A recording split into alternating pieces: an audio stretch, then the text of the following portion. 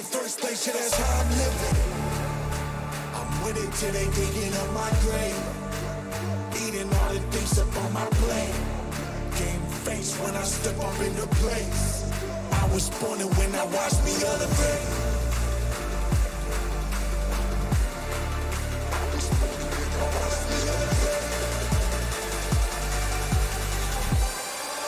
I was born and when I watched me elevate.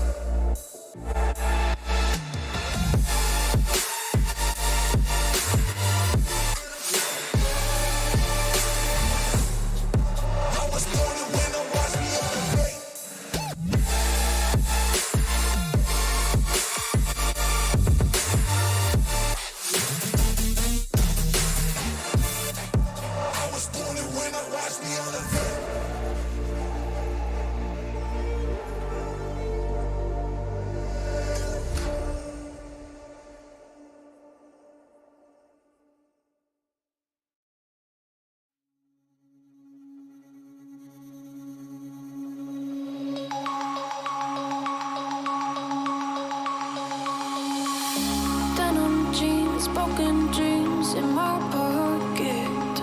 Golden thing round my neck like a locket. Carve your name in my mind, cause you caught it. You caught it. You're golden, golden. Honestly, you know it. Me under the street light at the young, so I could show you. You're golden, golden. Honestly, you're glowing.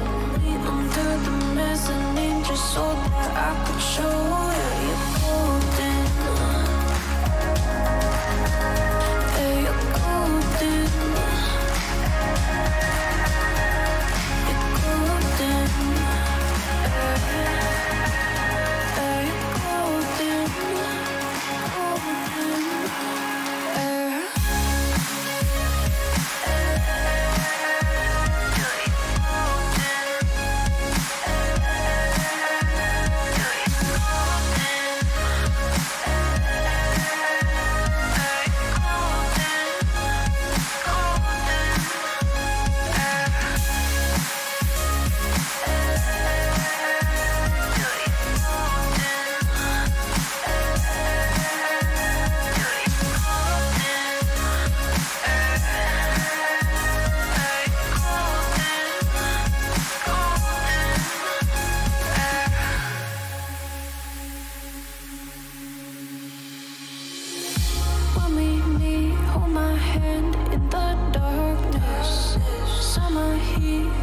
Lay on the carpet, eye to eye, glistening. No, I saw it.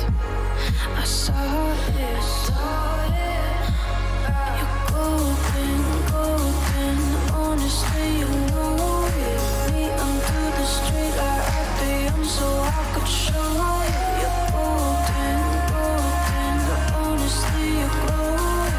Me under the mezzanine, just so that I could show you. You're golden. Hey, you're golden.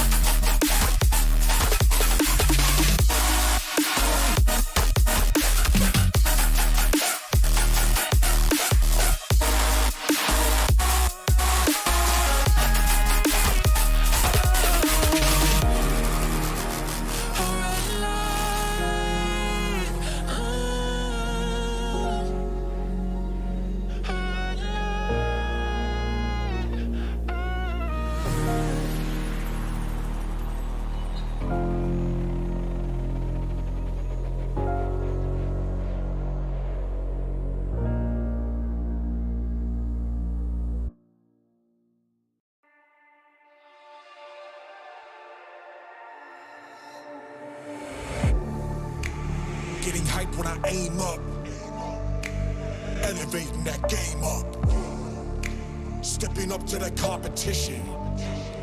Only first place, yeah, that's how I'm living. I'm with it till they digging up my grave, eating all the things up on my plate. Game face when I step up into place. I was born and when I watched me elevate.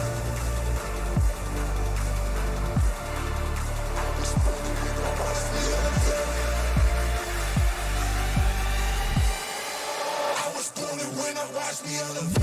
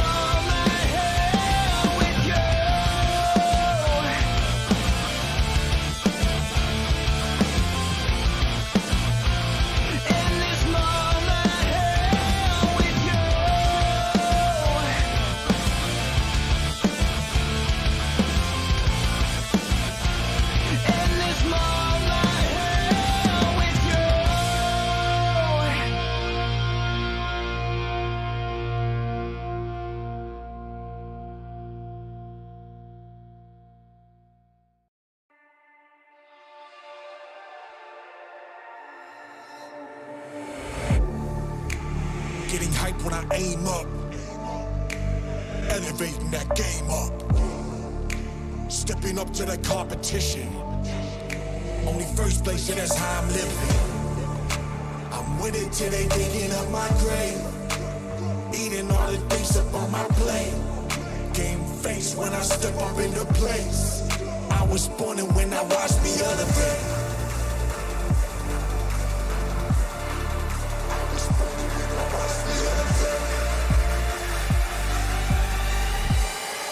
I was born and when I watched me elevate.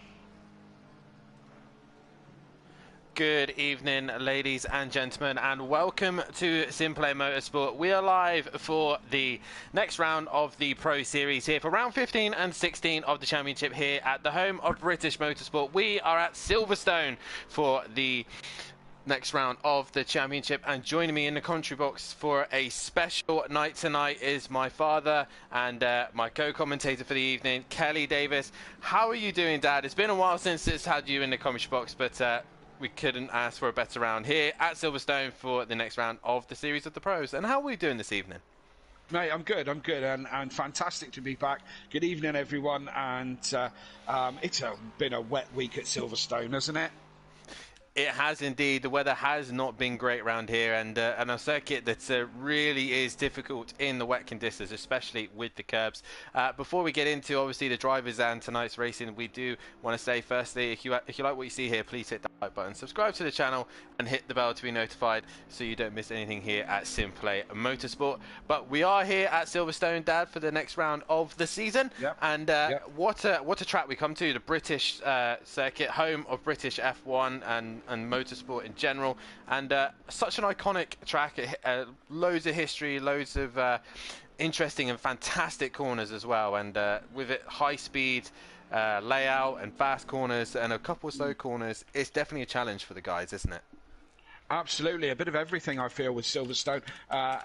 Once or an abandoned airfield, I believe back in the war it was an airfield, and it's been hosting Grand Prix ever since the 50s, I believe, steeped with history here at Silverstone, and a lot of money spent in the last few years as the home of British Motorsport, and huge infrastructure here at Silverstone, and yeah, what a track. It is a fantastic track indeed, and a lot of these guys will probably call this home, especially the man we're watching right now. Matovic is top of the table at the minute. Most of the guys on this grid are British, but this fantastic circuit is an FIA Grade 1, and like Kelly said, it has been open since 1948, and it held the first Grand Prix back in 1950. Was it the first championship Grand Prix? It was the I first. Believe. It was I the wasn't first. there, but I believe it was. The first World Championship indeed. 18 corners around here, and the length is 5.8 in kilometers, but if you want it in miles, it's 3.6 miles as well. A fantastic circuit, and with some iconic names around here: Copse, Maggots, Beckett's, Chapel, Stowe, you name it. There's so many fantastic corners around here, and some great racing we've seen all week already, Kelly, with some great moves being pulled out in Copse, and especially in Maggots and Beckett's. Yourself got a little bit caught out by one of the Ferraris tonight. He pulled a fantastic move on you at Maggots and Beckett's. Oh, hang on a minute. I pulled a couple of great moves myself. Let's not talk about my failures. Let's talk about my successes. And apparently you can't overtake at Copse. That's apparently.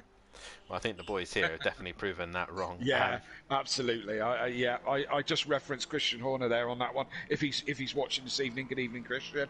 But you can't overtake a Cops. But I think it needs a bit of compliancy between both drivers, don't you think? Yeah, definitely so, as you really do have to have some trust and respect for the other driver around here.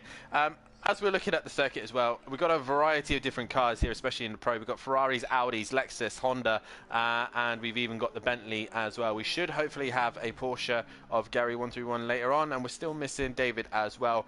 Out of all the cars that are currently on the track at the minute, which, in your eyes, should favour this circuit the most? That's a question. My experience with cars is still very limited, Dan. I've only driven the McLaren myself. I've had a go in the Bentley, are we watching the Bentley still? We are on board with the Bentley now, yes. We're on board, yeah. I've driven the Bentley a little bit, and that seems to be a good all-rounder. But also the Lexus seems to be a good all-rounder as well. But normally Silverstone's a power track, is it not? But of course we're in the wet, so it kind of levels the field a little bit, doesn't it? Definitely does indeed, and we found that out in the AM category. A lot of the Ferraris were looking very good, so was the McLarens. Moretti was really struggling in the wet conditions, was very good on the straights but terrible in the corners. So the other thing to watch out for these guys as well is a lot of these drivers have been experiencing, Kelly, is the curbs, especially around here. They are lethal. You touch those curbs a little bit too much, you're more likely going to be heading in the wall around here.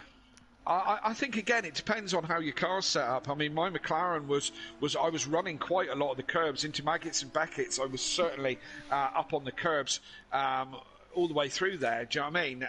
But I want to call it into club. One of the other corners. The one on the what's the one just before the new thing? Yeah, it is club corner. You catch that sausage curb at club.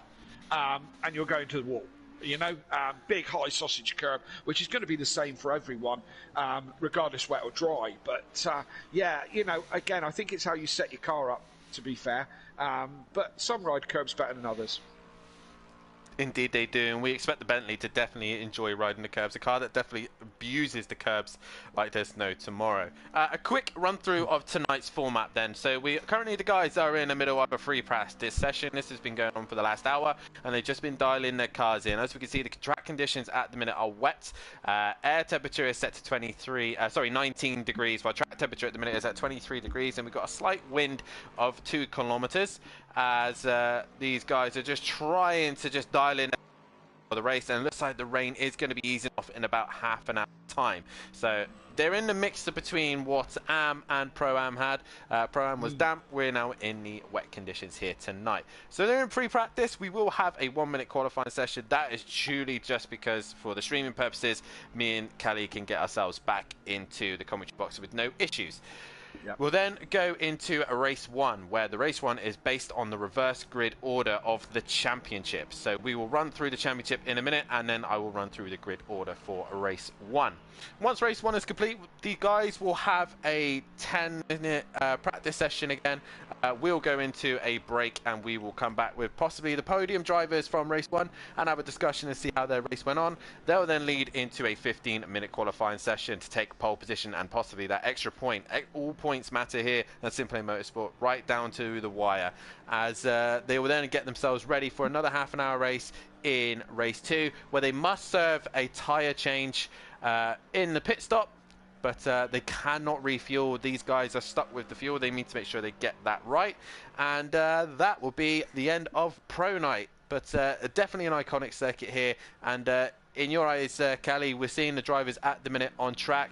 Who do you think is looking the strongest buff at the minute in this practice session? I've got to be quite honest, Dan. I've been a busy boy just recently, and I haven't been following the championships as closely as I used to. There's a lot of new names here. I'm on board with the Ripper at the moment, and he always seems to turn up in practice sessions when I'm in, and he always seems to be very quick. I believe he's leading the championship. So the Ripper seems to have pace. He seems to be the man to beat at the moment. Usual suspects. Matt is up there. He's always in the mix there somewhere. Peaceful, has to be the right day for Peaceful. I see Gary's just joined us as well. So for me, it's going to be very interesting because, as I said, I'm not completely au fait with everyone. So yeah, it's hard for me to tell, but certainly the Ripper looks good for a top position. The Audi is definitely looking very strong with Ripper up there leading the way with T currently in P3 at the minute. He's currently been away on holiday, so he hasn't been able to do most of the season, but he's looking very good in that third place position. So we got 3 Audis, we've got 1 Bentley, we've got 2 McLarens, we've got 2 Hondas, we've got 2 Lexuses, and we've got a Porsche and a Ferrari as well. And the boys in the Lexus of Shane and Fury, they've slowly been coming into this season. Shane's really had a great round at Zandvoort and has been improving throughout the season. Can he carry that on here at the British home of motorsport? We will see. Regarding obviously Shane and Wolfenator, Kelly, you have raced these guys in the Pro-Am. Yeah, raced very closely with Shane, yeah. Isn't it very interesting to see how these boys get on in Pro? You've obviously raced in the Pro category yourself when you did it on Project Cars, and you know for a fact that it's a whole different ball game in the Pro. Yeah. Are you surprised to see that Shane and Wolfenator are currently 2.2 and 2.4 off the pace of Ripper at the minute? I am a little bit, Dan. I'm just on board with Gary, and Gary just spun and just been hit an absolute beauty by, I think it was the Ripper. But Gary in the Porsche this evening, back in his old car. Sorry, to your question, Dan, I believe the Pro category has got a lot harder since I was in there anyway. And I mean, when I was there, I was towards the back. Anyway, I think my best result was a 3rd. Through 2 seasons, so I never bothered the top too much back then, but I feel that the category, the quality of driver has got so much better in the last 2 seasons, and I am surprised that Shane and Wolfenator are a couple of seconds off, but I'm kind of not, if you know what I mean. The caliber as driver has really picked up here at SimPlay. And both those guys are quick. I'm sure if they stick at it, they'll find their feet and move forward. Well, let's see where they are currently in the championship, because right now this man on screen at the minute in his black and red Audi is leading the way. It is Ripper who is your championship leader. He has got a 113-point gap over Breeze in second. Breeze not won a race this season, but he's been consistent and he's been there every single time, and he's having a great season so far. He is only just ahead of Matahimovic, who's P3 at the minute. Even though he's missed a couple rounds, he's still in that top 3 position. Peaceful, a fantastic round last week out in Zandvoort. He's got himself on the podium as well, and Peaceful going really well at the minute in his Honda. He's P4 at the championship. P5 is Killer Camel, but he's not here sadly tonight. P6 is Overtaker, with P7 is Wolfenator. He's currently 9th in this race, in this practice session, and just struggling to find a race at the minute, but he's having a good season nonetheless in P7. P8 is Nexus. He's currently P7 on track at the minute in his Audi. Ben, here on the commentary box on a Pro-Am night, he's just trying to dial in the Audi. He takes a little bit too much exit there as he struggles to get himself all set up. He has been the first man, he is the latest person to be knocked out of the championship. He cannot win from his position at the minute. P9 is the SimPlay racing driver of M. Prava, the Latvian, currently 9th in the championship, and he's only got a slim lead of a point ahead of the Teletubby Motorsport driver of Fury. He's currently in the pits. He's 10th at the minute, but he's looking good in P4 on track. Then P11 is Benno, who we haven't seen for a while, but hopefully we should be able to see him back soon. P12, after a fantastic last round out at Zandvoort, Shane has got himself up into 12th place position and got him set over the champion De Silva, who's 13th. Gary 131 not having the best season in his Porsche 911, really struggling. He's currently 14th in the championship, but he is ahead of Euro, who's currently 11th at the minute in the Ferrari, who's ahead of Hitman, who sadly isn't here tonight, in 16th place. 17th is T. Again, he's been on holiday, not been around for a while, but he is currently sitting in that 17th place position. We should be having David in this evening, who's sitting in 18th, but he's still not shown at the minute, with F1 Billow in 19th place position, and that is your championship order. Regarding the team, It is it's killer performance with the Lexus and Audi leading the way by quite a hefty margin of 160 points. No killer camel here tonight though to score any points, so it's all down to Ripper tonight. SimPlay Racing currently in P2 with Jaeger Motorsport in P3. Teletubby Motorsport sitting in that 4th place position with JWE Esports Racing 2 in 5th, with the Team 1 currently sitting in 6th place. And then bringing up the rear is Button Basher Racing, who are out of the championship, with Overtaker the only man left in that one. Regarding the manufacturers, McLaren have already won the championship. Bentley can secure their 2nd place tonight if they could do so, but I think Matt will have a lot of work to do because he's got to stay ahead of the Ferrari that's P3, with the Porsche in P4, Lexus P5, the Honda is P6, with 7th is Aston Martin, 8th is Audi, 9th is BMW, Mercedes is 10th, 11th is Nissan, the Retia is in 12th, with 13th Lamborghini, and the Jaguar in 14th place position. That is your championship order. And regarding the championship order, this will be the order for the reverse grid for race 1.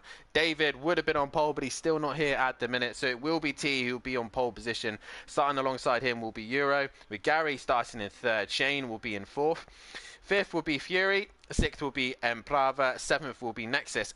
8th will be Green Wolfinator, 9th will be Peaceful Explosion, 10th will be Matahimovic, 11th will be Breeze, and bringing up the rear, your championship leader, Ripper, at the back of the pack. That is your running order. Kelly, oh, I'm glad I got that out of the way because I needed a breath there. Yeah.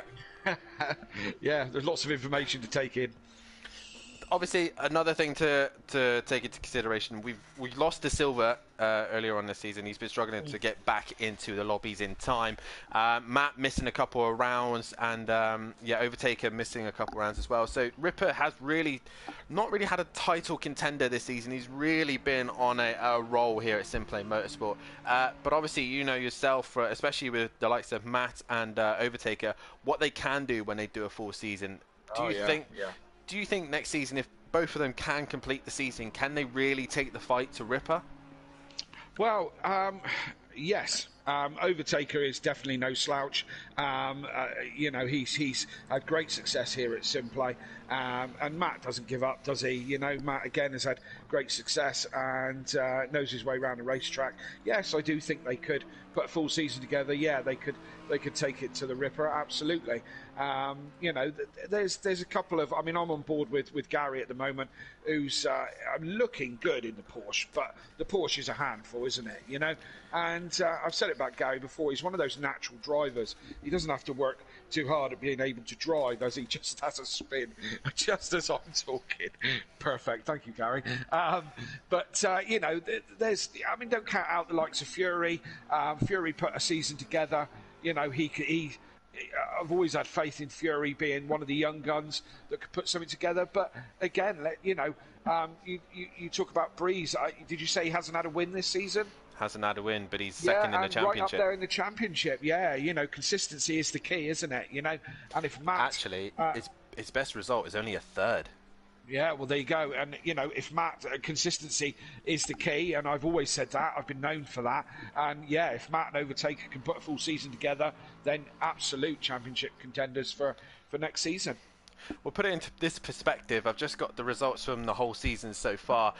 We are now in Silverstone. Ripper, to put it this way, he's had 7 wins just in this season. We are now on round 15 and 16, so 7 of those he's won. He's also had 10 podiums. So put it into consideration, he's easily done 75% of this season so far. He's been on the podium. So that is an incredible record. His worst round was actually Zolder, and he only got a 4th and a 6th. So to take that into consideration, yeah, exactly. He's been such a dominant driver in just every single form of track that we go to. He was strong at Paul Ricard, Belgium, Catalonia, and it's all been different weather conditions. So he really has set the bar here at SimPlay Motorsport. But I think with a complete full grid, especially with the likes of Matt, Overtaker, and a few others, if De Silva can come back and do a full season, these guys could really be a threat to him. He'll have a target on his back for next season, that's for sure. For sure, indeed, as we are coming to the end of the practice session, and so far so good, looking the way of Ripper, but Matimovic is only 7/10 off, and I know for a fact Matt does not like to run any low fuels. He's always running high fuels for practice. If you were in this practice session right now in these conditions, would it just be pure race pace you're looking at, seeing where the tyres are set, and obviously we don't do qualifying, we have a reverse grid straight away. Would you do a lap at the low fuel or just focus on long runs?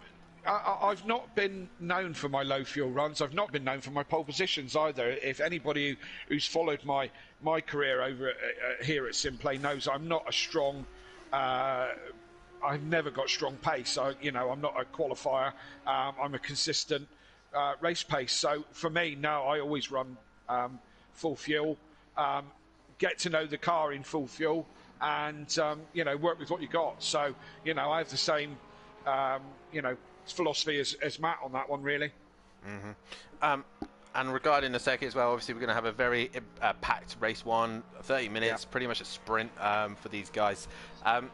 Where do you see the overtakes happening? You've got to look at the likes of Cops, possibly down into Vale chicane, down into Stowe.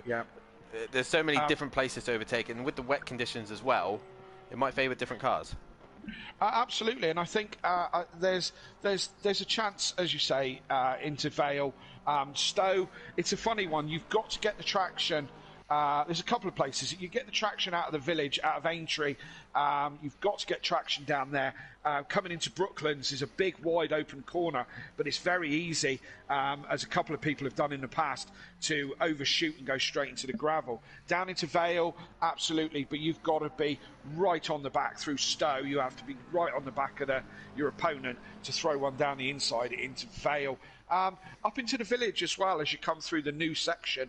Up into the village, if you get a good run on the F1 pit straight, up through Abbey and Farm, and then you can get the job done into village. Or the classic one that Bryn did to me last season or the season before is into the loop, which is the very slow left-hander in the middle of the village complex, where you need to get that traction for the straight afterwards, for the Wellington straight, and you tend to go wide and late apex the corner, but if you go wide, you leave the door wide open to an attack from anybody behind you. So there's a couple of good overtaking opportunities here at Silverstone. Definitely indeed. As we now come to the end of free practice one, and it is the Ripper who's back at the top of the table in the practice session. He has got Matimovic just behind him, as well as T is going to cross the line to finish in third place as well. As these guys will have to just sit and wait, relax for a minute as we get ourselves prepared and ready to go back to the commentary box. And Kelly, obviously regarding the grid order, let's remind everyone as well, with T on pole, Euro starting second, Gary third, Shane will start in fourth, Fury in fifth. 6th will be Emplava, 7th will be Nexus, 8th will be Wolfinator, 9th will be Peaceful Explosion, 10th will be Matimovic, 11th will be Breeze, and Ripper at the back of the back at 12th. Regarding in that grid order and what you've briefly seen here in practice, if you were to put any money on who's going to win this first race, who would it be? Yeah. A tough one. I think Fury's quite a way up. And he was running about 4th in practice. So maybe Fury might be a good shout this evening. Hard to say, isn't it? Hard to say. Gary seems to be having an absolute handful with that Porsche. So I don't know if front row's going to do him that much good, to be honest. As we return back to the pits so we can get ourselves ready for this race. The rain looks like it's going to be easing off in about half an hour's time as well. So Kelly's going the way of possibly Fury for this one. I think T's looking good. He was P3 and he's going to be starting on pole position here tonight. But obviously you cannot forget about Matimovic and obviously Ripper as well, as those two looked very, very good. Yeah, absolutely. Ripper's got to come from the back of the grid, absolutely. Wet conditions, he could have problems. We'll see. Time will tell. We will see as the drivers now get a chance to get themselves all set up for the race here, they'll get their fuels all set up. They'll make sure their practice, make sure all their settings are correct, and they made sure that they don't select the dry tyres unless they actually want them. That's a few We can mistakes. talk about that later, because people have tripped over with this wet setup thing, especially if they have to have an early pit stop for damage. But we'll get into that a bit later on. Let's actually, obviously, let's discuss. Obviously, you're fairly new to ACC. It's a completely different game to what you're used to on Project Cars. Let's talk about the pit lane and just the overall dynamic of the game. It's completely different for Project Cars, isn't it? Like the pit stops and damage is so different, and I think it does affect. Like if you're so used to the way that the Project Cars game is to this, it's completely different. Well, with Project Cars, with what we used to call or what we called the glitch, but working it out properly, you could save time in your pits. I had some under a second pit stops in Project Cars, where this one you are tied to that 30-second minimum pit stop because the tyre change takes that long. Where you can gain time is attacking the pit lane, but of course that comes with its perils.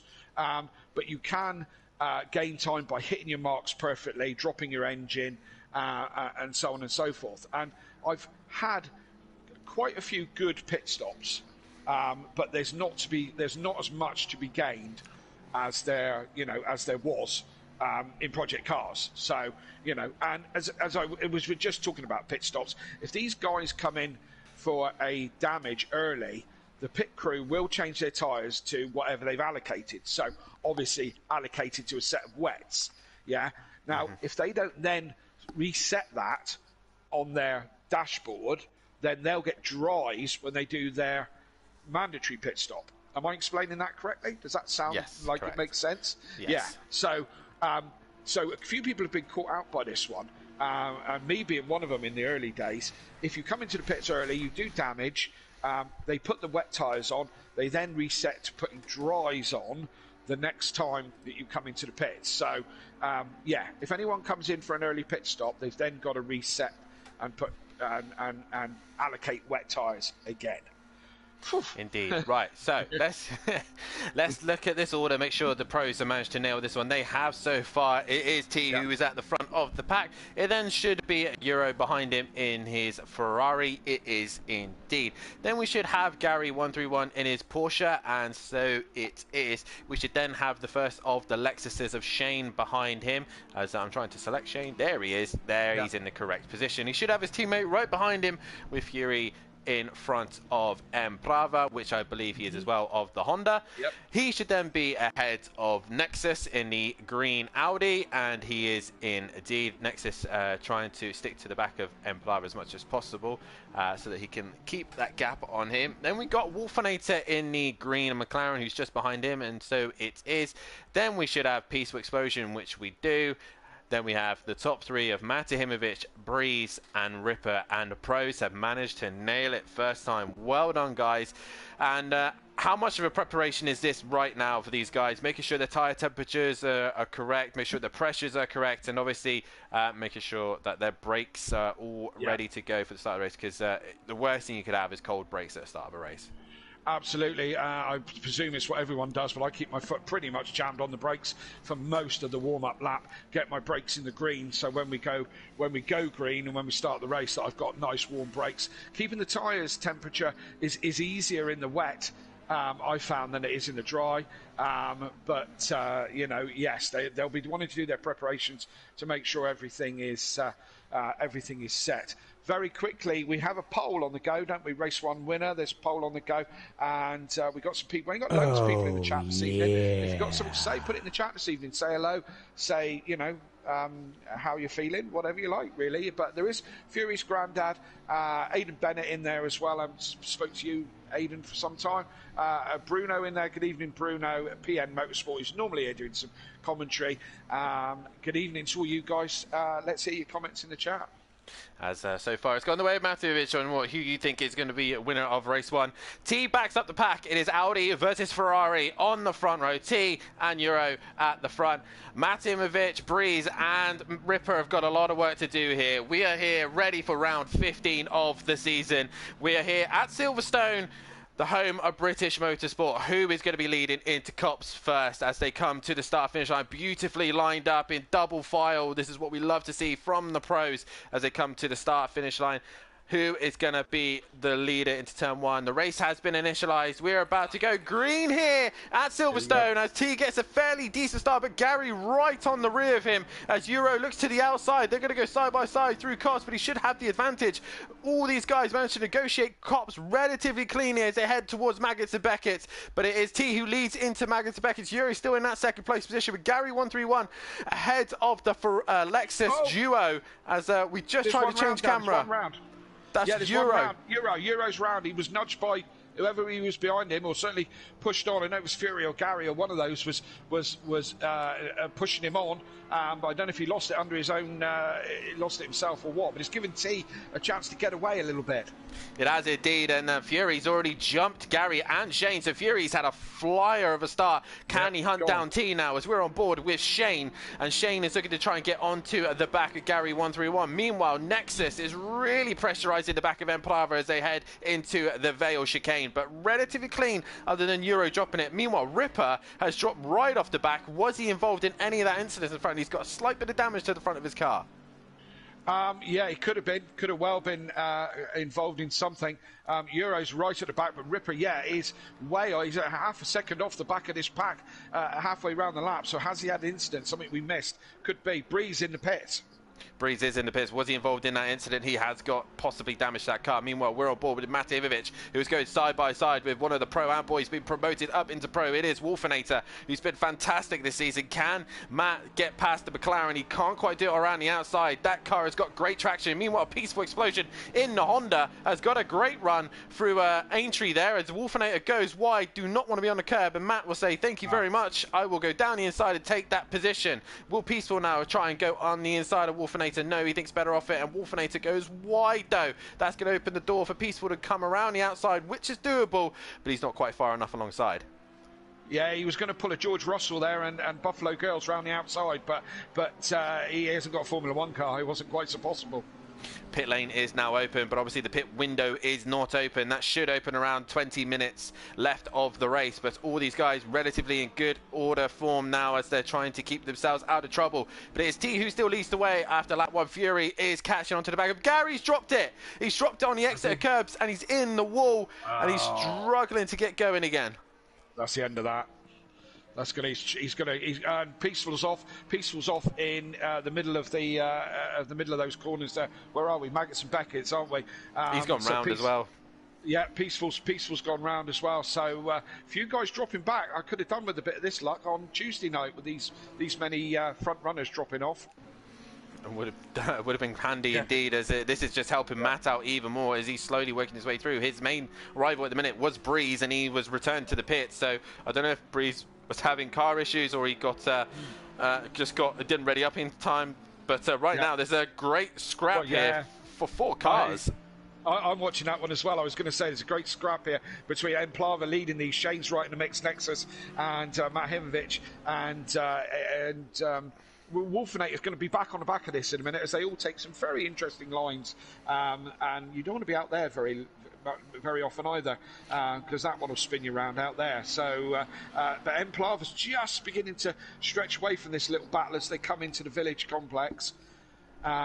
Matimovic gone up 1. Shane's now under pressure from... Oh, Wolfenator's made contact with Shane. They go round, they spin, and Shane and Wolfenator drop further back. Peaceful's had a big moment. He's in the gravel. So, yes, I just see Peaceful going backwards across the gravel in the background of that scrap. So there's a lot going on in the first couple of laps. It's helping. It's helping the likes of Fury. Fury's now got, 5 seconds between him and Emplava in third. So Fury's now chasing down T for first place. The rest of them tripping over each other a little bit.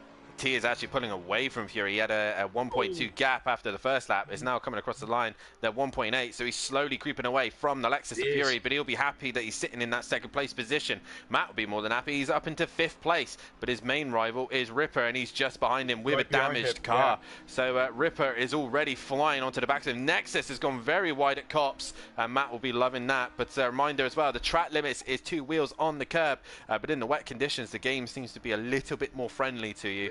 But Matt is looking very good in his Bentley right now. Yeah, he had a bit of a moment just half a lap ago where he was kind of sideways, but he scooped it all up, didn't lose any time. But he's now chasing Nexus down for that 4th position. But look out, the Ripper is coming. The Ripper is coming, and he is on his way. The slight bit of damage to the front of his car won't do a massive amount of damage, but it won't do him any good either. He'll probably want to come into the pits as soon as possible. Fury's just losing touch to T at the minute, while M Bravo is doing a fantastic job of keeping Nexus behind him, and Nexus has got Matt currently in that 5th place position. Ripper is sitting in 6th. Gary131 has got Wolfinator for company behind him. Peaceful has now gone ahead of Euro and P9. 10th is Euro, and 11th is Shane after the contact with Wolfinator, and Breeze is now out on track. I'm not sure what happened to Breeze, but his 2nd place is going to be up for grabs for Matt at the minute, because he's currently sitting in that 5th place and hassling the back of Nexus and Embrava. I tell you what, Dan, I've been quite surprised with the first couple of laps. There's been quite so many offs. I found the track. I know you've been driving that. Matt's going to send it down the inside of Nexus. Sorry to butt in there, Kenny, but he sent it down the inside of Nexus. He's had a great run through there as he gets through the loop onto Aintree, and up a position goes. That is the power of the Bentley and grip that it has. Yeah, nice move that was. I joined it halfway through, but it was a nice move. He got it done. Nexus, going to have a look at him round the outside. You're going to struggle to do it round there, but it has a look at him. They're right up on the curb there. How does Nexus got right up on the grass almost there as they come round into Club? Yeah, Club, one of them. Lovefield, sorry, the other end of the track, the opposite end. But now Matt Himovic is going to hunt down Emplava. They've raced together an awful lot, these two. Had an epic Pro-Am season a couple of years ago back on Project Cars, so they know all about each other. Ironically, Emplava's in the car that beat him with Matt driving it. So the Acura was the car that Matt was running, and Emplava lost to him, and he's now in that same car, obviously the Honda badged version. But Matt is hustling the back of him. Nexus hasn't lost them completely. As we look back, Wolfinator has managed to get past Gary131, and Fury still just losing touch on T. He's looking very good in that Audi and pulling away. The Audis are looking very, very good. A Ripper up into 6th place with damage. Nexus in 5th and holding on to the back of Matt and Emplava. Anything can happen between these two. All I'm going to say is Hockenheim a couple of seasons ago. Wow, yeah, that is that where the Duffin chop started? I think I may have started that one back then, which Matt takes it in good humour now. He didn't on the night.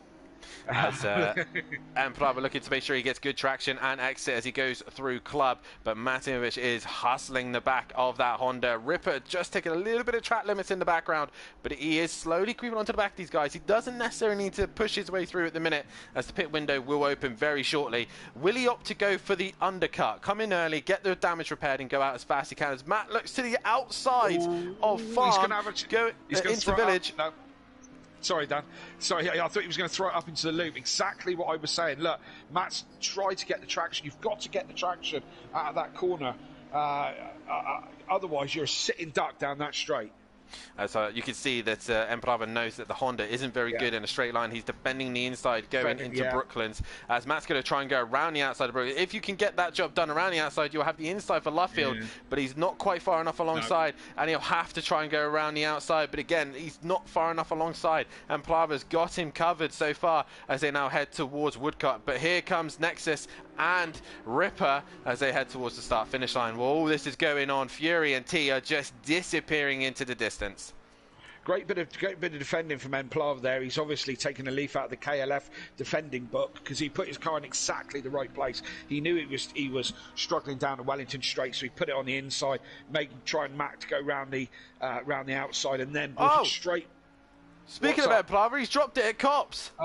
We changed camera, he went on board with Nexus. Next thing you know, we hear the engine revs of a Honda, and Emplava's dropped it. He's dropped it at Cops. So that's an easy enough overtake for Matt there, so he's going to have a sigh of release there because the Audis were coming at him very quickly while he was stuck behind Emplava. But Nexus now under some immense pressure from Ripper here.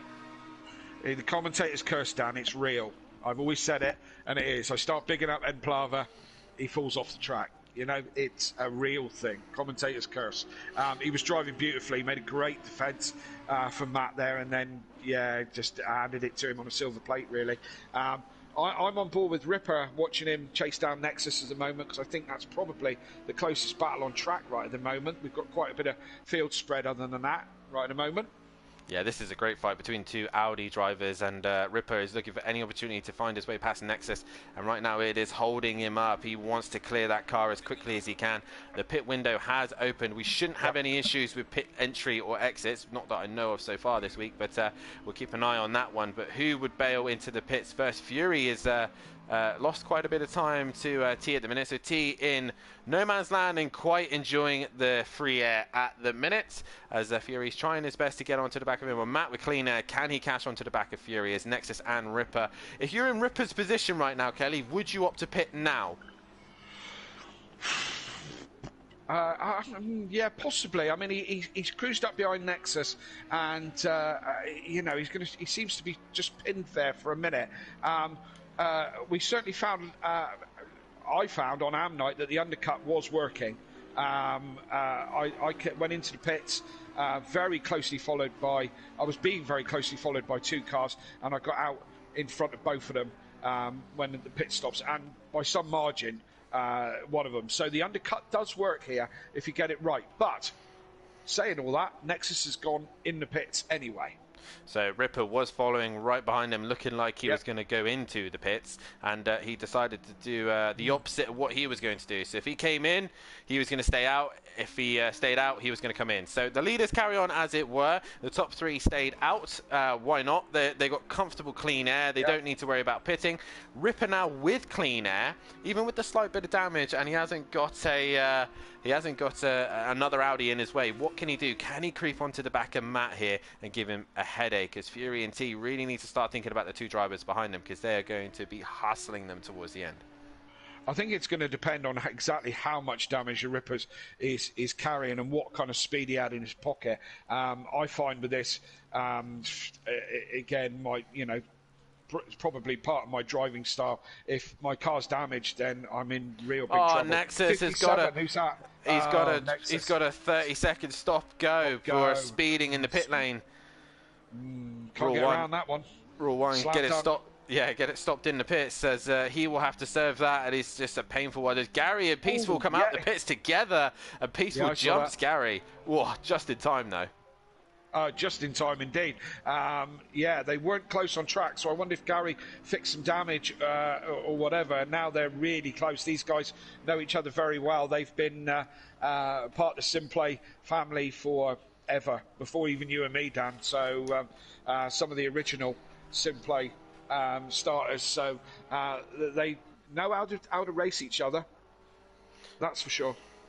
They do indeed, and Gary is now pressurising the back of Peaceful. I know for a fact that they'll be in the same party as well, but Peaceful seems to have the edge at the minute. He's pulling away ever so slightly, as the next car in the pits in the minute is Euro, as the leaders have all come through. They've chosen not to pit, other than Ripper. He is in. He hasn't got to worry about Nexus too much now, because he's got that penalty. So the damage, will he repair it? As Wolfinator carries on through, half the grid pretty much done their pit stops already, and the gaps are already spread right out, as Gary's really struggling in his Porsche. It's not the easiest car to drive on here. I wanted it. Yeah, I wanted it bad. You know what a Porsche fan I am. But everyone told me don't bother, because it's very difficult to drive on this game. This is the first time I've watched pit stops as a viewer, and my God, they're boring. The car just sits there. Nobody comes out. Nobody does nothing. Of course, if you sit in the car, you see your mechanics running around and changing your tyres and doing all that. But from a spectator's point of view, it's boring. So let's move on. Top 5, apart from Breeze, who's still 2 laps down, just the top 5 to pit. Ripper is away again, so he's done. Gets out of the pits. even with that stop, he has carrying it. Sorry, I thought he was about to get a penalty there because he left us. So he red. Yeah. He was right at the end of the pit lane. I think he was one of the first people in. So his pit box was right at the end there. Just that one lap alone that Ripper did on his own, he's jumped Nexus easily, and he's not repaired the damage either. So he was right on the rear wing of that Audi, and he's jumped in by quite a margin as well. So Ripper, with a fantastic pit stop there, has gained a massive advantage. Fury, on the other hand, has lost a lot of time to T, and Matt is slowly reeling in Fury right now. Absolutely. When do these top 4 pull the trigger? When do they come in for their stops? There's only 5 minutes left of the pit window, so you have to time it right. It's only a small pit window to get job done. So Gary's back in the pits. Has he put dries on? He could have done, you know. It's probably put the dries on. So he's gone into the pits. T is carrying on as Fury and Matt are both into the pits. Now, the question is, where will Ripper come in the middle of this? What me and Matt figured out the other night on Pro-Am is that if you're on the Wellington straight, by the time the car comes to a stop, I believe it was, you're in close contention, I think. So he's just coming into the village. He's into the village and into the loop, so he's just about to get onto the power down the Wellington straight. So all things being equal, Matt and Fury should come out then, by your logic, in front of him. But who knows? We don't know what damages they're repairing, if they have any damages. Gary's coming back out purely, I think, just because he had the wrong tyres on. Breeze has completed his pit stop. Not much going on as T carries on his way, as does Wolfenator. They're going to push the limit as much as they can, enjoy the clean air while they can, as Ripper is now into Luffield and coming towards Woodcut. The main goal here is to try and jump Matt. That's what he's aiming for. Fury has been dropped, so Fury's on his way. Matt's jumped Fury.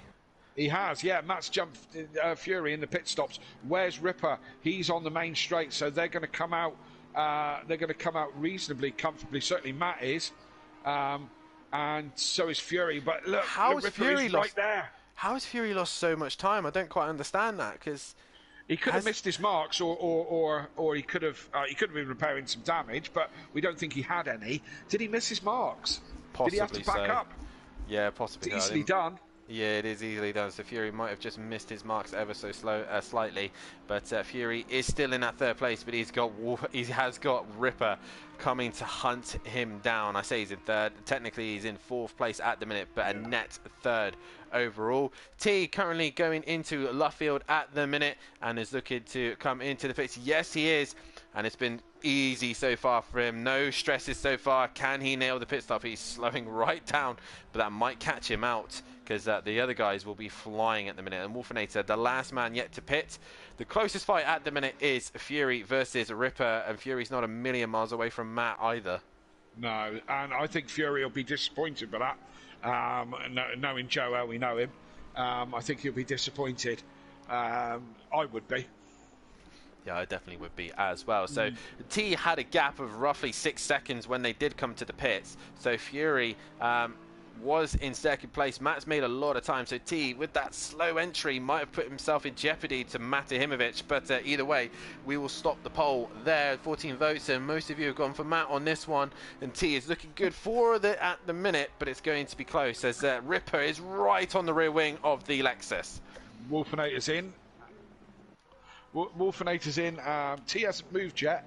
I didn't time his stop. I don't know if this is a long one or not.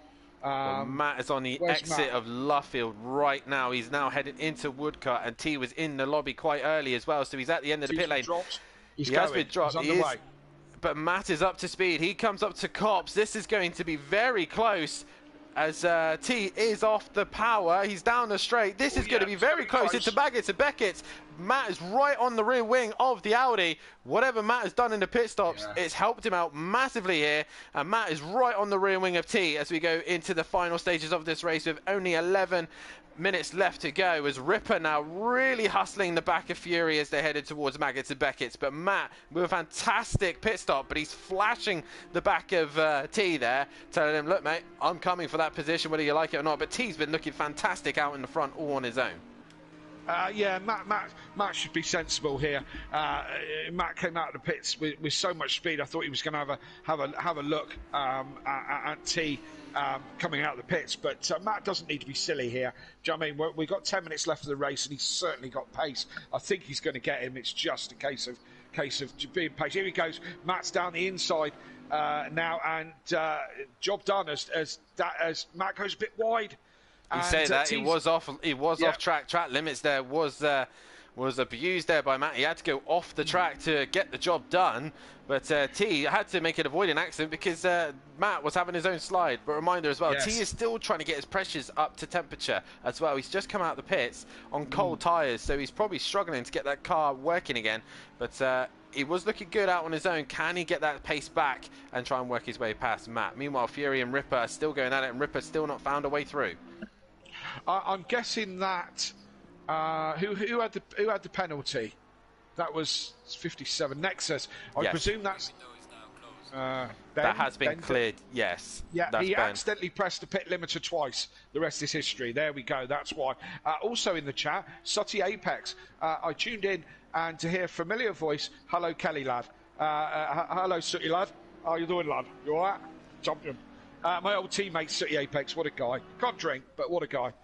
As Matt is still leading the way at the minute with T, trying to hunt him down in that second place position. T will want to fight that back. He's only half a second behind Matt, and he looks like he does have the car to take it to Matt, as Ripper still trying to find a way past on Fury with only 3/10 behind him. So Fury really has got his work cut out here, as does Ripper, because Fury is a feisty driver as well, and it will be difficult to pass him. My teammate from last season in the Lamborghini, Fury, at least this season he hasn't got to worry about another Lamborghini hitting him down the main straight. But Fury at the minute doing his best at the minute, but a quick running order at the minute as we come to the last 9 minutes of the race. Matt is leading the way, but he's got T right up behind him with 3/10 behind him, with Fury sitting in that third place position with Ripper in 4th. 5th is Wolfinator. He's worked his way up the pack brilliantly to get him that 5th place position, with Emprava sitting in 6th, with Shane in 7th, with Peaceful Explosion in the 8th place, hunting him down towards the end here. Nexus, after serving his pit stop and drive through as well and stop and go, he's currently in 9th place position. Euro down in 10th. Gary struggling once again in 11th place, with Breeze in 12th, and he's currently 2 laps down on Gary, so he won't get past him. We go back to the leaders, and T's lost a little bit of time in the middle sector, but Ripper is also still hustling. As he's touched the curb, he loses the rear, and he manages to collect it all together, but a heart and mouth moment there for T. Yeah, absolutely. He was dancing around behind Matt down the pit straight, down the F1 pit straight, trying to distract him a little bit. And as you said, had a little bit of a moment, but manages to collect it up. Ripper still all over the back of Fury. Fury, for me, was a competitor in Pro-Am. He spanked my backside for the whole season and won about 12 races in a row or something crazy. But, basically what Max Verstappen is doing in F1 at the minute. Yeah, pretty much. That's what Fury did to me in that season. He's a feisty young lad and he knows how to drive. So the Rippers hasn't got it easy here, not at all. Nor does Matt, and T is still sitting right there in that second place position, really wanting to hustle the back of the Bentley and cause a mistake. But Ripper himself is really starting to pressurise Fury. Fury actually is your championship leader in the Porsche Super Cup, which is on a Sunday night. And if you want to tune into that as well, make sure you do on a Sunday night, where all these boys will be racing on the British circuits only for the Porsche Super Cup. Next round is Autumn Park, and Fury is leading the championship on that one. And as I try and bring back my championship in that one after a couple of poor rounds. Autumn Park, good luck with that. Autumn Park. It's thinner than a footpath, isn't it? It is indeed, but we are focusing on Silverstone here. Matt is now extending the gap. It's 7/10, and T just seems to not be able to have the edge. Ripper's gone. Sorry, Dan. Ripper's gone. He's collected it all up. He was way late on the brakes, lost the back end, and it all stepped out. But he's collected it back up. No real harm done, except he's lost a little bit of time. But yeah, first mistake I've seen from him. He is human. Ripper is human. He made a mistake. It's not often we see him make mistakes, but he has done there. Fury has got away lightly on that one as it pulled away from Ripper. Can Ripper get near him towards the end of the race? I think it will be difficult with only 6 minutes left to go. Basically 3 laps left. But Matt has still got it all to do. T, isn't it making it easy for him at the minute? Not at all. I was just thinking of Fury. It's one of those moments where you look in your mirror and you see the guy behind you has a moment and you just breathe a sigh of relief, thinking, oh, thank God the pressure's just off just for a minute. But I think Ripper will be back before the race ends. Only 6 minutes to go, but I think he's got good pace, so he's going to climb back up behind him for sure. T keeping Matt honest, still 6/10 behind him, so Matt's not getting away. He is not getting away. He's really starting to try and put the pressure on Matt. There is only a couple of chances left, though, so T really has to study where the Bentley's good, understand where it gets its grunt and traction, and then try and capitalise on its weaknesses. But another close fight at the minute on track is Shane and Peaceful. They're starting to get close. Peaceful's slowly been working onto the back of Shane. I think Shane's been having a couple of little silly errors, and that's allowed Peaceful Exposure to get within 9/10. He was at 1.9 behind, but he's now creeped onto the back of Shane in the Lexus. But the main fight is Matt and T has actually lost a lot of time after Cops. He was within 4/10. He's now dropped further back. Yeah, he has. He may be just struggling to keep this pace together now towards the end of the race. Just quickly back to the chat. Jamie Brazier in the track. Good evening. Jamie, I haven't spoke to you for some time. And Kamel Van Hayden, is that Killer Camel, is it? Is that him? Is. Yep. That's it. Good evening from Italy. Well, Forza Ferrari, and lovely to hear from you in Italy. I hope it's the weather's better than it is here in the real England and in Silverstone Sim England. It's all very wet, so I hope it's better in Italy. It is indeed, and Matt's now extended that gap quite lovely now to T. It's got a 1.7 gap over T, while Fury is sitting in that P3 position. The Ripper currently in P4, but he's just collecting points and extending his championship lead, as Wolfenator currently in P5. P6 is Emprava, P7 is Shane, and he's gained a little bit of time over Peaceful, who's just sitting in that 1.1 second gap as they come to the split. Is a little bit more, 1.5, as Nexus currently in P9, Euro is in P10, Gary is P11, and Breeze bringing up the rear. And it's all kind of gone a little bit flat here, as T's little mistake that he's had has lost him time on Matt, and he's just abusing the curbs. I think he's just trying to push a little bit too hard here, Kelly. Yeah, it's coming to that point where you've got to start thinking about settling down.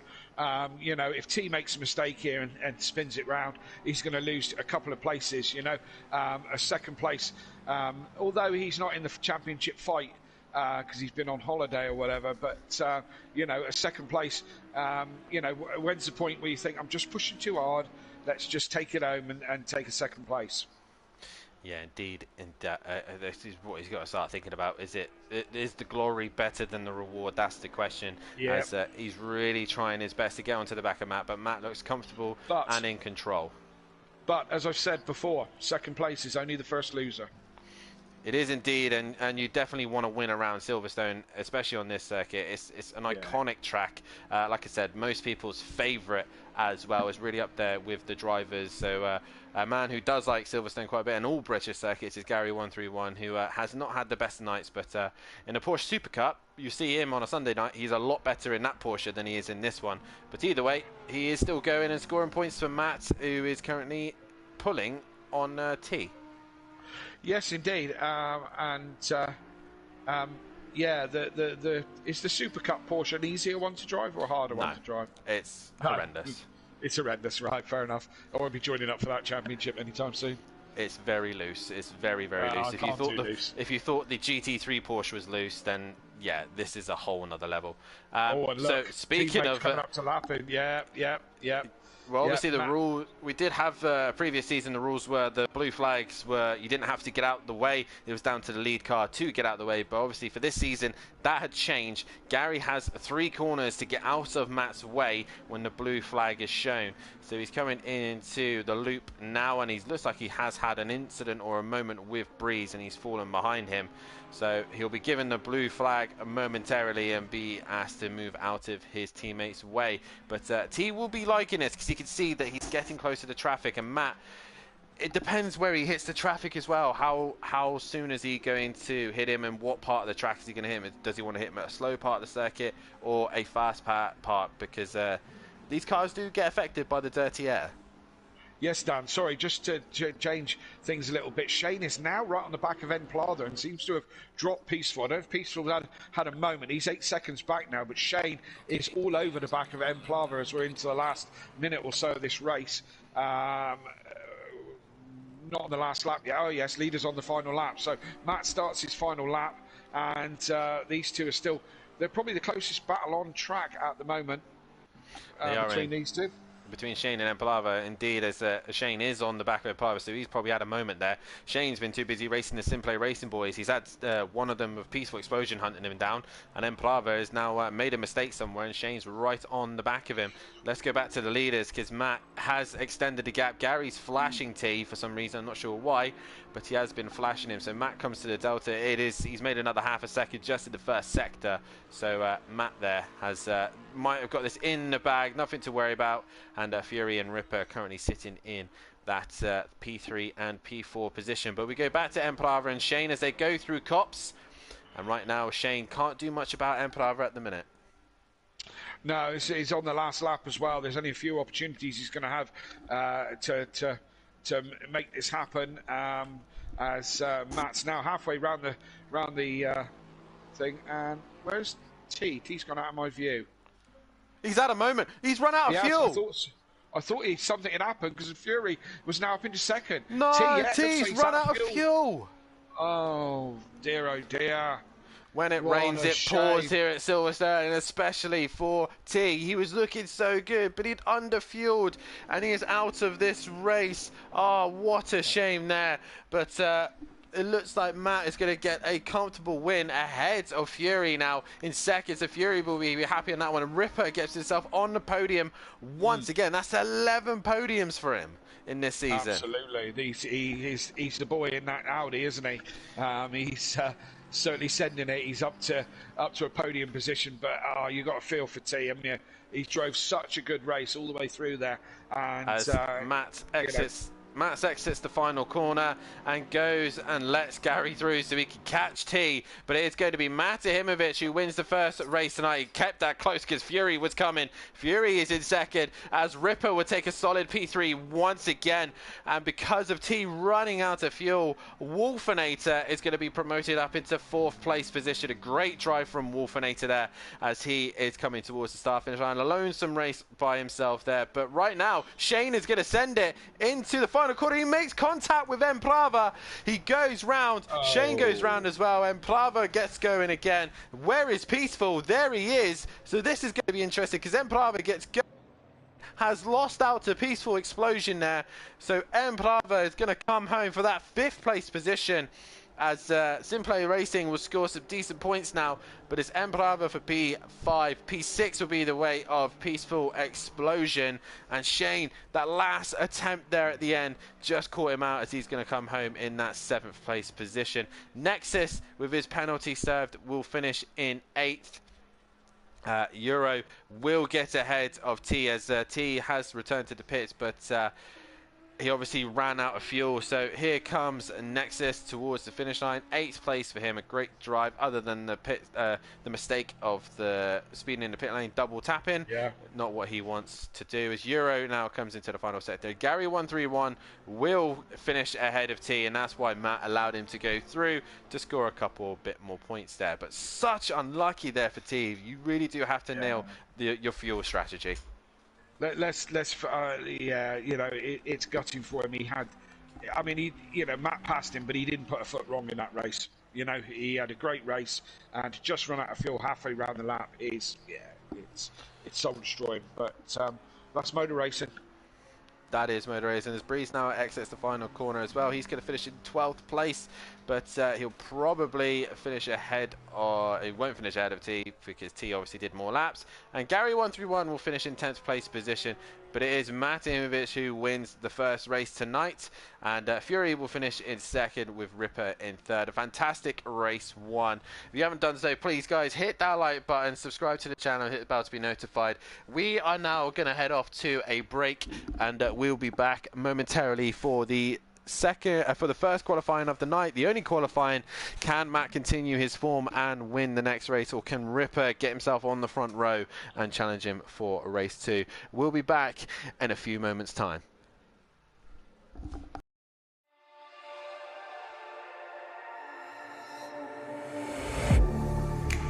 Getting hype when I aim up, elevating that game up, stepping up to the competition. Only first place, yeah, that's how I'm living. I'm with it till they digging up my grave, eating all the things up on my plate. Game face when I step up into place. I was born and when I watched me elevate.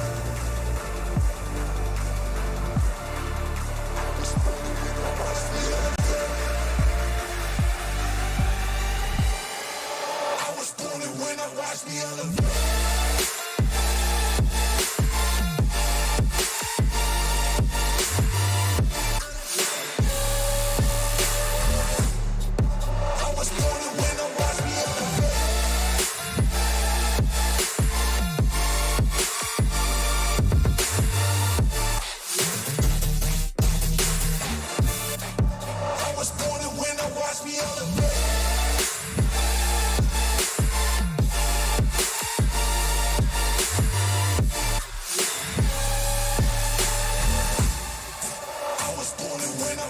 elevate.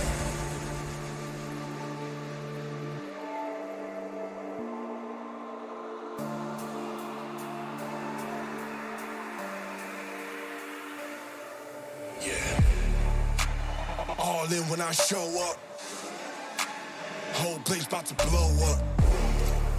Superior to that competition. I'm in first place, yeah, that's how I'm living. I'm with it till they digging up my grave, eating all the things up on my plate. Game face when I step up into place. I was born and when I watched me elevate. When I watch me elevate. I was born and when I watch me elevate.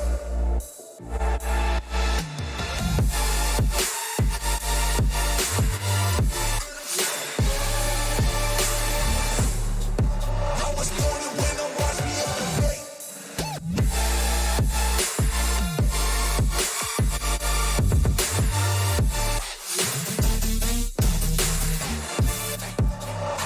and when I watch me elevate.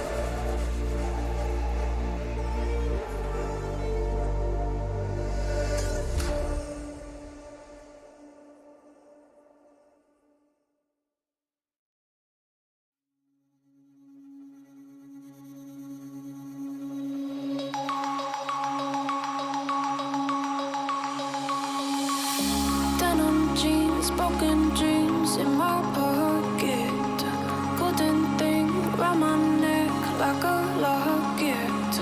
Carve your name in my mind, cause you caught it, you caught it. You're golden, golden, honestly you know it. Me under the street light at the young so I could show you. You're golden, golden, honestly you're glowing. Me under the mezzanine just so that I could show you. You're golden, hey, you're golden, you're golden, hey, you're golden, golden, hey.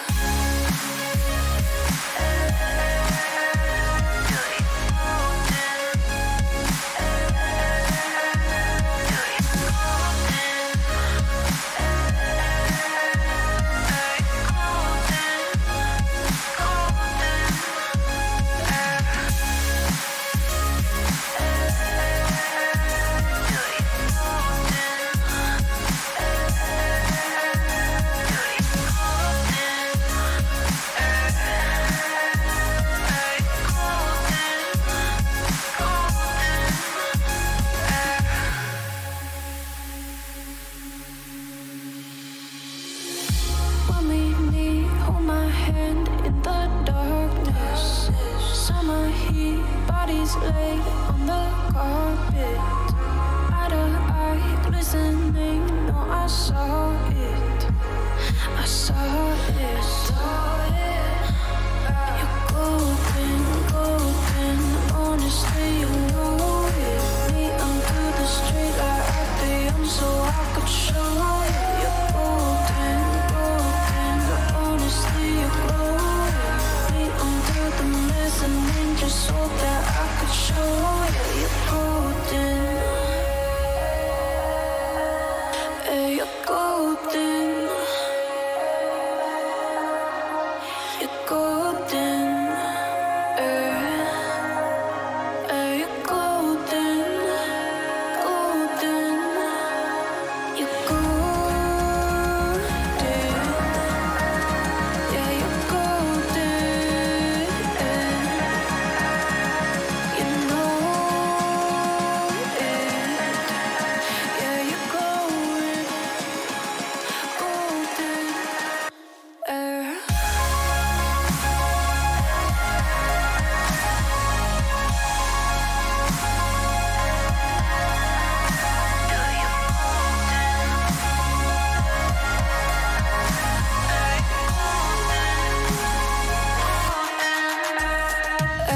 Golden, golden.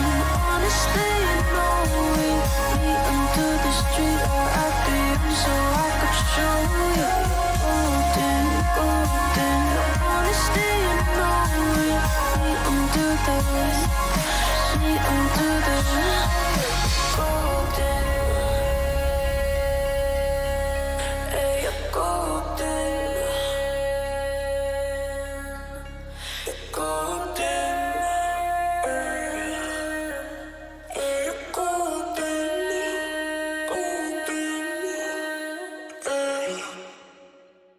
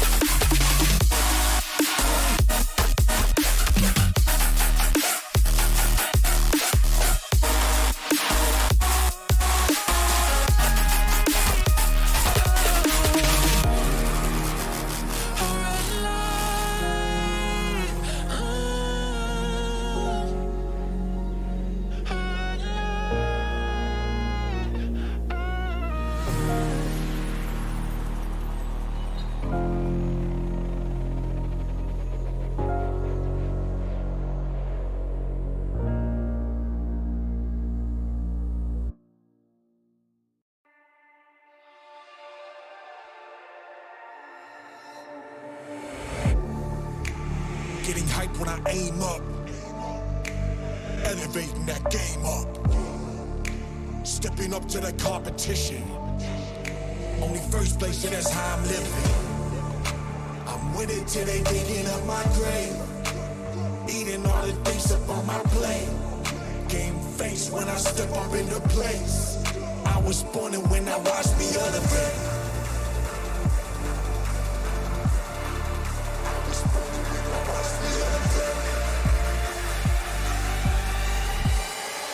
I was born and when I watched me elevate.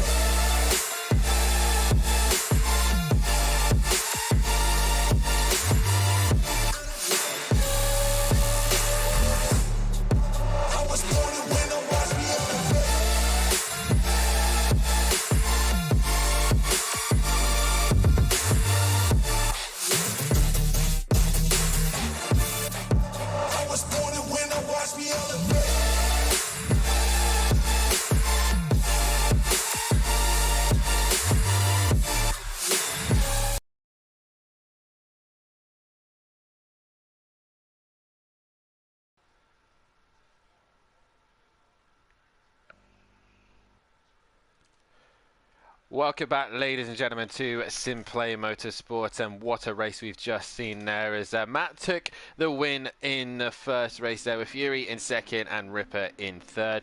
We do have the top two with us. Ripper sadly doesn't like to join us in the commentary box, so we won't get to hear from him. But let's put it this way, Ripper will be very happy to know that the championship is pretty much in the bag in this next race. But we'll talk to the top two so they can get themselves ready for qualifying. But a reminder as well, drivers on track at the minute, Fury, David and T cannot qualify as they've all got qualifying ban. T from retiring at Brands Hatch, Fury for retiring at Zandvoort, David is not even here, and that was again retiring at Zandvoort. We do have the top two with us, and the first one to chat to is Fury. Fury, what a race you had there, mate. It looked like you were struggling in practice in Lexus beforehand, but you got to be happy with the P2. Yeah, honestly, before race and in the practice session I didn't think the Lexus had it in it, but tweaked a couple of things and I was like, wow, we'll just see how much we can get the front end to turn in and get as grippy as I could. And honestly, I don't even remember what I changed, but clearly it worked out enough. Obviously in these wet conditions and around Silverstone, how is the Lexus feeling in general? Obviously I know it's been a bit of a mixed match season with a bit of dry, a bit of wet, but in these conditions on this track, how is it feeling in general now you've made a few tweaks and changes to the car? It feels quite grippy, but there is a couple of corners that it feels really slow through. Like the last corner out of the Wellington straight, it just feels awful. And the rest of the track is quite good, especially on the straights. Yeah, let's obviously talk about the pit lane. Obviously, Matt jumped you in the pits and Ripper nearly did as well. What happened there? Was it just a little bit too cautious on pit entry or just possibly repairing a bit of damage? Bit too cautious on pit entry. I was flying in and obviously in the wet on dry brakes. I didn't want to lock up and then just start sliding into the walls, and I seen a white line coming up, so I was like, oh, that's got to be it. Slowed down and it turned out it wasn't. So I had to speed up again and then slow down again. So it was just a bit of a hiccup, but nonetheless, P2, I'm so happy with that. Yeah, good indeed. That's another podium to your name. Not quite the race win, as you and Matt are going at it for most race wins between you two at the minute. You go into race two, obviously with the qualifying ban over your head, and T getting into the lobby just before you will be starting at the back. If no one else, if everyone sets a lap time, what can you do from there, mate? And what's the expectations for this race? Just try and out-drag as many people as I can down the straights and keep it like as clean as I can, and hopefully just rack up the points for losing the 25 from retiring too many times. Well, nonetheless, Fury, congratulations on the second place, and we will see you in the next one. Cheers, mate. Congratulations to Matt and the Ripper too. As we do move on to your race winner, Matt, as is back on the top podium on home soil here at Silverstone. You've got to be happy with that one, mate. Looked quite comfortable for yourself. Yeah, very chuffed for that one. Good race. You know, good to be back in the car after missing last week. So, yeah, thrilled with that. yeah, can't really say much more, to be fair. Firstly, how difficult is it trying to do an interview while qualifying at the same time? You have no idea. Obviously, you kind of concentrate so hard and obviously talk to us and answer the questions.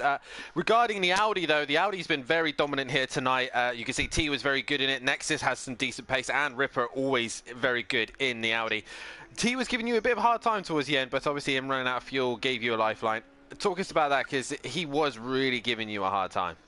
Yeah, so first of all, I didn't expect to be near T. He was 10 seconds in front of me as I went into the pit lane, so I thought, okay, you know, fight for second place with Joe. And then as I did my outlap, T was right in front of me on the exit to the pits. Managed to get a good run through him on club, got the move done, and he was just there for 2 or 3 laps. He made a mistake at Cops and outbraked himself, went very, very wide, which allowed me to then get my head down and pull away. Managed to maintain a gap. We probably, you know, ebbed and flowed between us, had a couple of tenths here and there each lap, either way. And then Gary said, when I'd lapped Gary, he says he's just stopped in front of me, he's run out of fuel. Kind of put a smile on my face as, you know, you never want to see drivers run out of fuel, but then you kind of knew it was, you know, bring the car home, you've got that big buffer over the cars behind. Indeed. Obviously, you'll be qualifying for this. So currently P3 at the minute, obviously on a lap time at the moment. What can you do in this one, and what is the goal? There is currently, Ripper only needs to outscore you by 10 points and he wins the championship. Championship's done. We're not thinking of the championship. I've missed 4 races, you know, and it's just too many to miss in a season to actually make it up with Ripper not missing a single one. Hats off to him, though. You know, he's been dominant all season. He's beat De Silva when he was here, he beat Overtaker, he's beat myself, he's been fantastic. Nobody deserves it more than Ripper. He's put the work in and the timing. In this one, I'm not a qualifier, so I've never qualified well. It's always been a surprise to be on pole position. We'll try and get the best out of it we can, and just got to try and get an early move on Ripper done if I'm close to him on the starting grid, because I feel that if he gets away early, you're not going to see him, pretty much like Zandvoort last week. You're not going to see him if you don't get that early move done. Well, nonetheless, Matt, congratulations on that one, and that's another win to your name. That puts you now on 41 wins. Still got a bit of way of catching me at the minute, but nonetheless, congratulations on that one, and best of luck for race 2. Cheers, boys. Well done, Fury and Ripper. As Kelly, we have 2 fairly happy drivers at the minute, Yeah. and Matt looks very good in that Bentley for race pace, but again, he's just struggling a little bit on quality pace at the minute, just behind Gary at the minute. Well, yeah, he was giving us a masterclass in multitasking. Not only was he commentating with us, and as you said, he's actually qualifying at the moment, but not only that, he actually had time to flash his lights at Peaceful Explosion down the hangar straight while answering questions and qualifying. It's all very George Russell, isn't it? You know, Yeah. As Peaceful as a spin, which probably make Matt happy because he's now got some clear air and he doesn't have to concentrate on answering questions. So we'll see if he improves. He's 1.2 off the pace at the moment. The Ripper is flying on a 2:06.2. That's the quickest time I've seen all week. And Bree's going to look for a better result. He's currently in second place, a second off the pace. With Matt in third. So still, Matt would be starting in a good position in third, and Fury with lots of work to do because he's on a qualifying ban as well as T. So interesting. Going to be an interesting race, Dan. It is indeed, as Euro needs to get a lap time on the board so that he can start ahead of the non-qualifiers. Regarding the championships, let's discuss it. Ripper only needs to outscore Matt by 10 points here tonight and he will be declared pro champion. That's probably one of the earliest times we've ever announced a champion here on SimPlay Motorsport. So Ripper has to just outscore Matt by 10 points. It's doable, but it's going to be hard work as Matt is in that Bentley and looking quite strong. He's currently sitting in that second place position. He's only 7 points ahead of Breeze in P3 with Peaceful Explosion in P4. He is now mathematically out of the championship. So right now it's Ripper, Matt and Breeze. And Breeze just needs to get outscored by 3 points. And that's it. He's out of the championship as well. Wolfinator is up into 5th after No Killer Camel or Overtaker, who've now dropped to 6th and 7th. Fury is now in in 8th, ahead of Nexus in 9th. 10 is then Plava, with 11th Benno, with Shane currently in that P12 position. 13th is Gary 131. He's now gone ahead of De Silva in 14th, with Euro still in 15th place position, with Hitman currently sitting in 16th. T is currently 17th, with David in 18th place position, and F1 below bringing up the rear in 19th.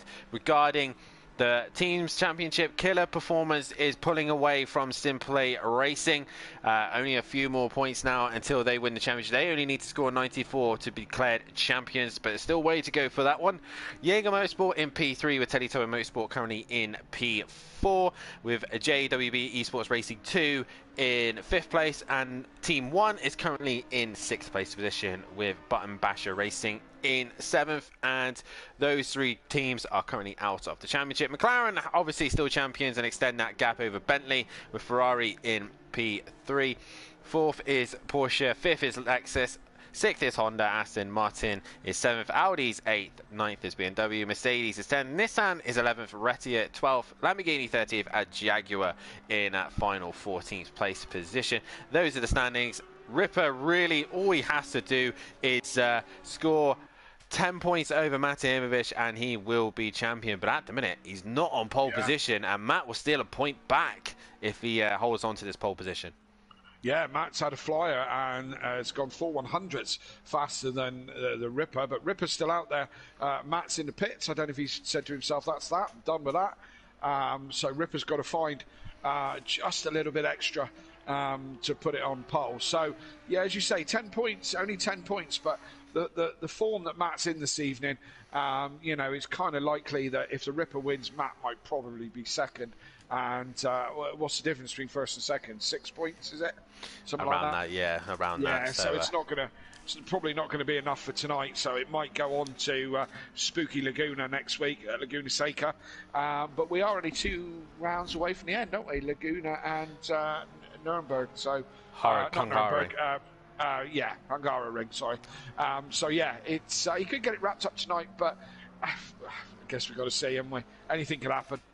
We will indeed, as Wolfinator is the next car on a valid lap time, so anything can still happen. Ripper could still win the race and Matt have a dreadful race too. We just do not know. Maybe it could be anything, but Ripper is looking very, very good to win the championship. He just really needs to keep finishing, and a man who really has just been on the podium, like I said, 11 times this season.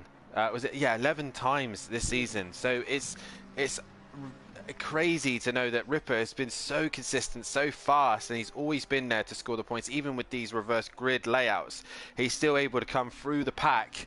Although we haven't had the full grid that we normally have here in Pro, we can have up to 20 drivers, but most of them haven't been able to complete or finish the season, or not even turned up. So it has been a little bit easier for him in the reverse grids, but nonetheless he has put on a fantastic show, as we've got a couple of guys on a lap, and it is Ripper who's coming to the final sector. He's got a little bit of toe of Shane, who's currently in P9, and Euro still not put a lap time together. He's on track though, so really all he needs to do is put a lap time together to go in front of the 2 qualified band cars. So, but he is on track at the moment, so we'll see what he comes up with. As where is Ripper on track? Nexus has had a big moment there and has gone off at Brooklyn, heading into Luffield, just catching the curb there. Ripper is currently going into Maggotts and Beckett's. He's stuck behind Shane at the minute, but the next car on a valid lap, I believe, is heading towards Village at the minute, which is the number 75 of Euro. So he is on a valid lap time at the minute. Can he complete it though? How do you know this valid lap? Is that by the map? So on the map, there's two. There's obviously the dots. When the dots is grey, they're on a valid lap. When the dot is blue, they've invalidated their lap time, so that lap will not count. Also, so it's also an out lap. Stuff like that. Exactly. Yes. And the yellow dot is 131. Who could that be? That is our good friend Gary, 131. He looks like he's had a moment in the middle sector, and he's allowed a few cars through. But Euro is now heading towards the start-finish line. Is this going to be a valid lap time? Is he going to start ahead of T and Fury? Towards the line he comes. He does indeed. It's P9 for him. Yes, indeed. So, yeah, as we said, all he had to do was put a valid lap time in, and he would go ahead of the 2 guys who are got the bands, and 75 car with a yellow dot. I haven't been paying attention. That's Euro again. He's obviously stopped on trackside to go back to the garage. I haven't actually paid attention to the map, so that's good information for our viewers as well, because I didn't know that. So there's a lot of stuff that's new to me this evening, because I haven't done any of the spectating or commentating on ACC. I've just been concentrating on trying to learn the game and drive it, let alone commentate on it. A whole different world, isn't it? And I think right now it's such a change. It's definitely a big change, not just from obviously the commentator's point, but also from just driving in general. It's definitely, it's definitely a more simulated game as well, and very realistic. Matt is still fastest at the minute. He is currently on a lap time towards the start finish line. Can he extend the gap? That is the question. Towards the line he comes. No improvement. Ripper really has to get a lap in together now, but he has finally cleared Shane. What can he do with some clear air? Who is that coming to the start finish line? That is a car of Nexus, and he goes P6. Yeah, it's a good effort. A good effort from Nexus there. I'm on board with Ripper. We've got no way of knowing the split times, have we, with these guys? No. There's no way of us knowing well, if you he's can up look or at down. you can look on the timetable. If you select drive, you can obviously see if they're up or down, but it will complicate things. So Ripper at the minute. Sure. Let's have a quick look. Actually, he is currently up. He's 2/10 up on his best. So right now he is up. Yeah. And where is he on track? Opposite. Who is he on track? No. He's heading into Abbey, into Farm. Yeah. He's coming up into the coming up to Village. Into Village, gets it slowed down, straight onto the apex, short squirt then to the loop. This is the one I said you've got to get good traction off here, especially if you're being pursued by somebody. Seems to keep it all within the lines, doesn't run the curves too much, gets his foot down. He's on the Wellington Straight now, and flying down the Wellington Straight. He's got nobody in front of him. No. Put it into perspective, Kelly. He is currently up. He's 2/10 up on his best lap time as he goes into Luffield. Last sector, this hurry up and wait corner, as Martin Brundle would say. You're kind of just waiting for it to end so you can get on the power. He's as quick as 3/10 up. possible. 3/10 up. This could well be pole position. Is he going to snatch it off Matt Himovic? I think he might. And he goes, oh yes, 2:05.9. That's flying. The last time I checked as well, Matt was down by half a second as well, so he was struggling to find time. And Plava improves and goes to P6. Matt Imovic in the final corner. He was down by half a second in the middle sector. Is he going to find any more time? No, he does not. No. So he'll be happy to start on the front row. It is then Nexus last to come across the line. And don't forget Kelly to return to the pits once the qualifying session is done, as Nexus now comes towards the line in the Audi. P6 at the minute. Can he get himself ahead of Gary 131? No, he can't. So Nexus will start P6, but nonetheless, that was a close qualifying between Ripper and Matt. But Ripper at the end there just getting that extra championship point and stealing it away from Matt. So yes, indeed. So that's an extra point for Ripper, and that's only now 9 points he needs to beat Matt by. Yep. But Matt on the front row with him. And they've got Breeze right behind them as well. And Breeze is going to be looking for a better race this race. He will be indeed. So your running order, front row is the two championship contenders. It is Ripper versus Matt on the front row. Breeze is in that third place position and will be starting third in this one as well, with Wolfinator starting in 4th, with Gary 131 in 5th. Nexus will start 6th, with M Plava in 7th. 8th will be Peaceful Explosion, with Shane starting 9th. 10th will be Euro. T will be in 11th, and Fury bringing up the rear after serving his qualifying ban. As we're about to get race 2 underway, Kelly, as we have the top 2 in the championship on the front row. As we go into this race, who do you think is going to be the winner of race 2? Massive accident into turn 1, and Shane's going to win it. I mean, I think it's going to be, it's going to be the Ripper or Matt, to be honest. If they don't come together and give an opportunity to someone else, so I think realistically it's between these two. As I say, Breeze is right behind there, but he hasn't run a race this season, so maybe now's his day. Do you know what I mean? So, did you want me to pin anybody down?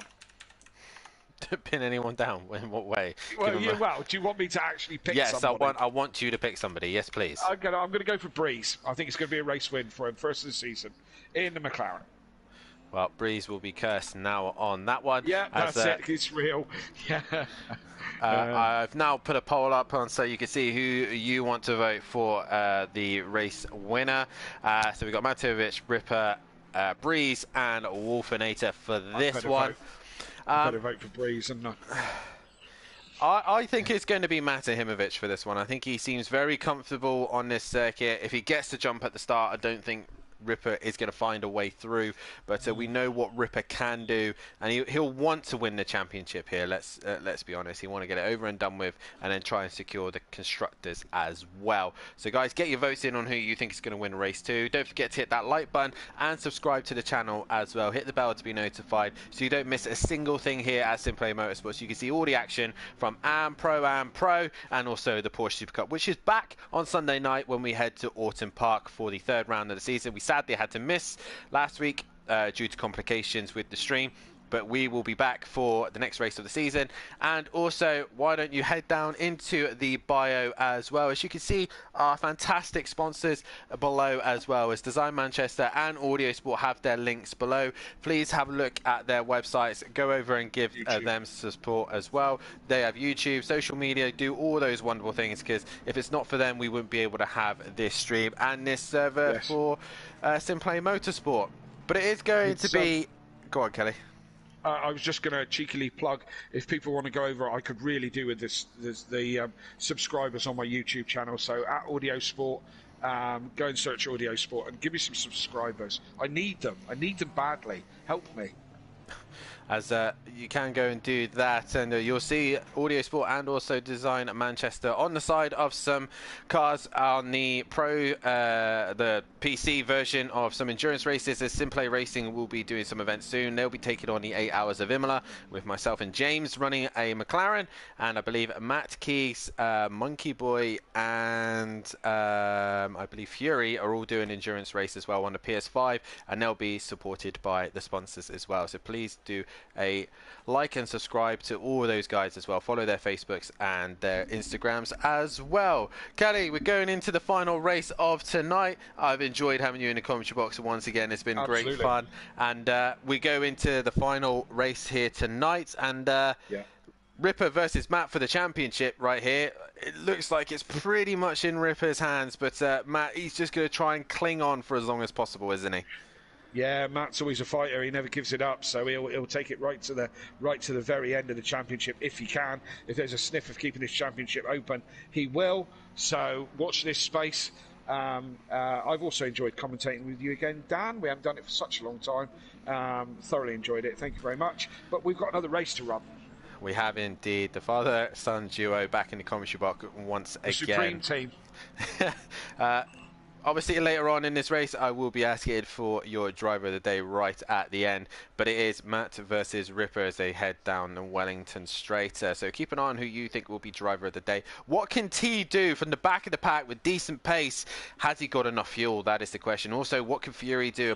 He was on the podium as well. He's going to be starting last. Is he going to take his time and wait for chaos to happen?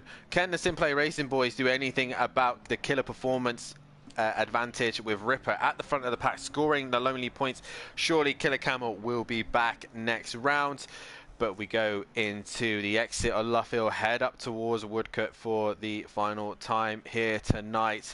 The last time we'll see these guys racing around Silverstone, and it is Ripper on the inside, Matt on the outside, Audi versus Bentley, and all Volkswagen front row. Who is going to come out on top? Germany versus the UK. Who is going to be on top? And I think is going to come down to the wire here at Silverstone as they all align themselves up perfectly here as the race has been initialized, and we are green here for round 16 as we get underway here as they head into Cops, and Ripper gets a decent start. He kits clear of Matahimovic, and Breeze looks like he's had a fairly decent start, but Matt is right on the rear wing of Ripper. He's looking to the outside. There's Wolfinator. He's had a big moment. He's gone. Has that contact with Breeze? That is the question. Nexus is gone as well as we're watching Matt, because I can't change it through Maggots and Beckett because the camera changes weirdly as Gary's gone as well by the sounds of things.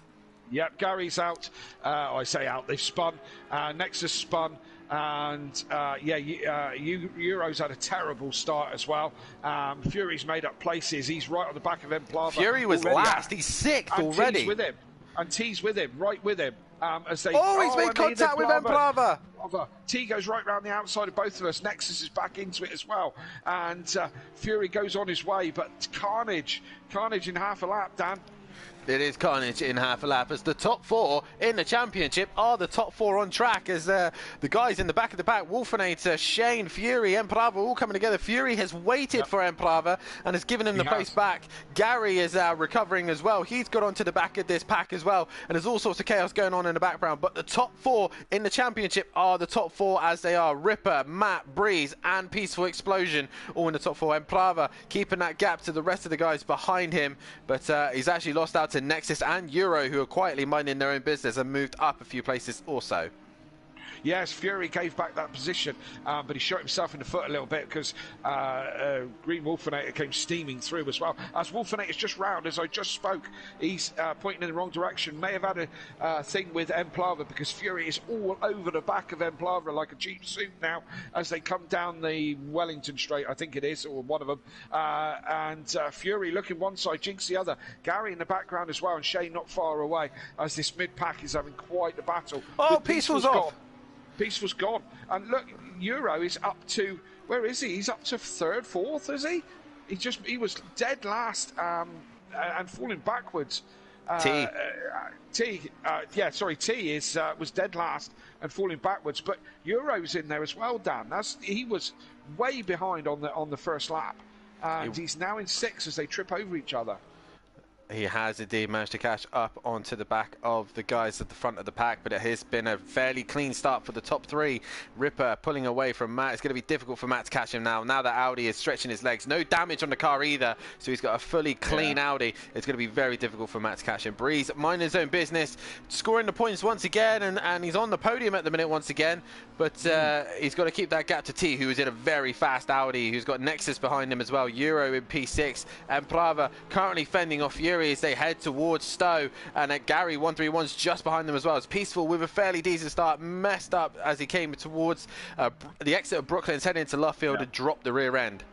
Easily done just there, very easily done, under braking usually, and the back end steps out and you're onto the grass. As Fury has a look down, he is on the inside of him, you know. Oh, it's all very Lewis Hamilton-ish from a couple of years ago at Silverstone. Gary's in there as well. He's got a sniff of a place there as well. They're all jostling for positions. All these guys know each other extremely well. This is many seasons that they've raced together. Fury, Gary, Emplava, Shane just on the back of these as well. So it's all action towards for 11th, 10th, 9th, 8th, 7th position. So it's all chaos back there and some great racing going on. I thought I was about to say Fury goes down the inside of Emplava and through goes Gary, but no, that wasn't going. That would have been a replica of Silverstone last year, maybe? Yeah, it was last year. I was looking forward to it. There goes Gary Leach down the inside, but wasn't meant to be, as Gary is hustling the back of Fury. Meanwhile, the leaders, 8 tenths separating these two at the minute, so Ripper not disappearing into the distance. Matt has actually got a little bit close, 9 tenths now, so he's lost a tenth in the last sector. Breeze is at a million miles away, but we go back to the Gary and Fury fight.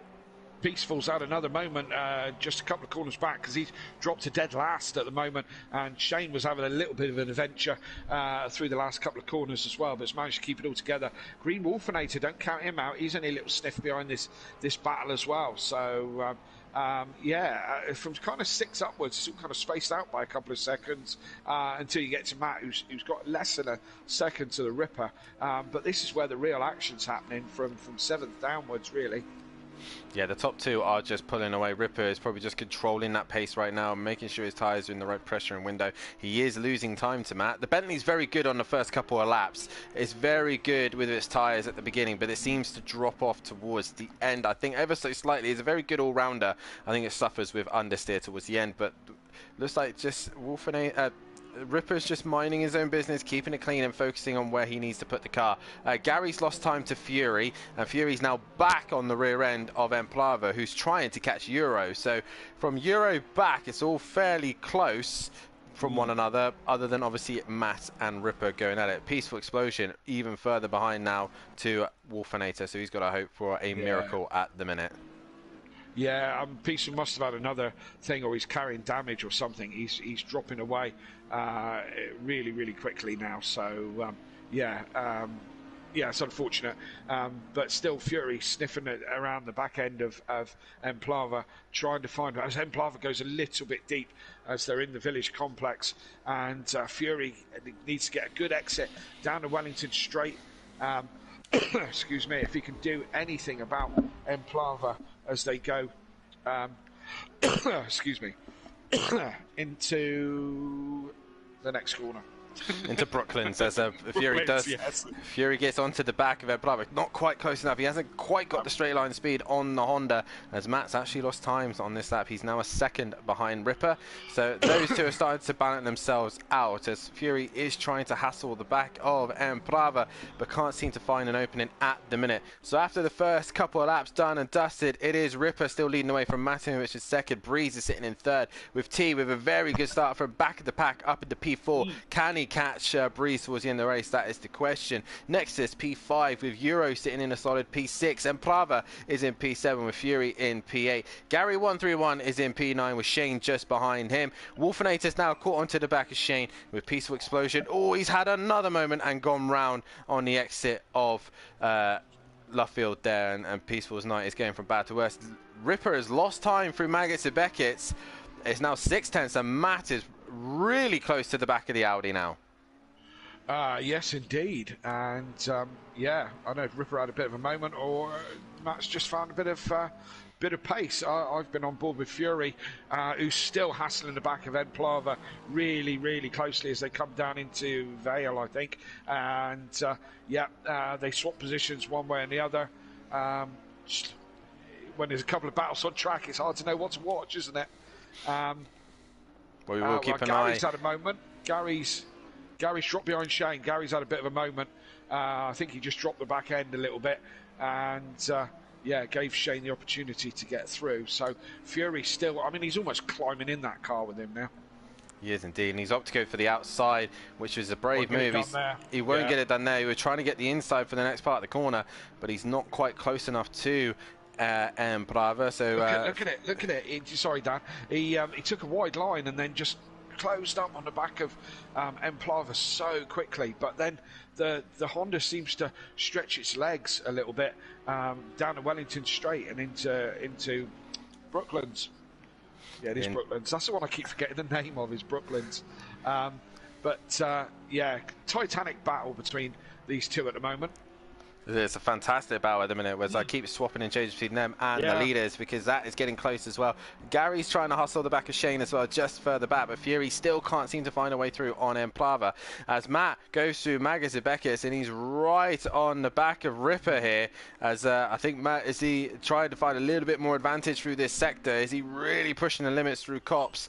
But he's right on the rear wing of the Audi now and starting to flash him as well, an unnecessary flash really, but he's on the back of him as he's looking to go down the inside of Stowe, but I don't think he's close enough this time round. We'll look back to Emplava and Fury, who have gone through Maggots and Beckett's once the camera decides to sort itself out.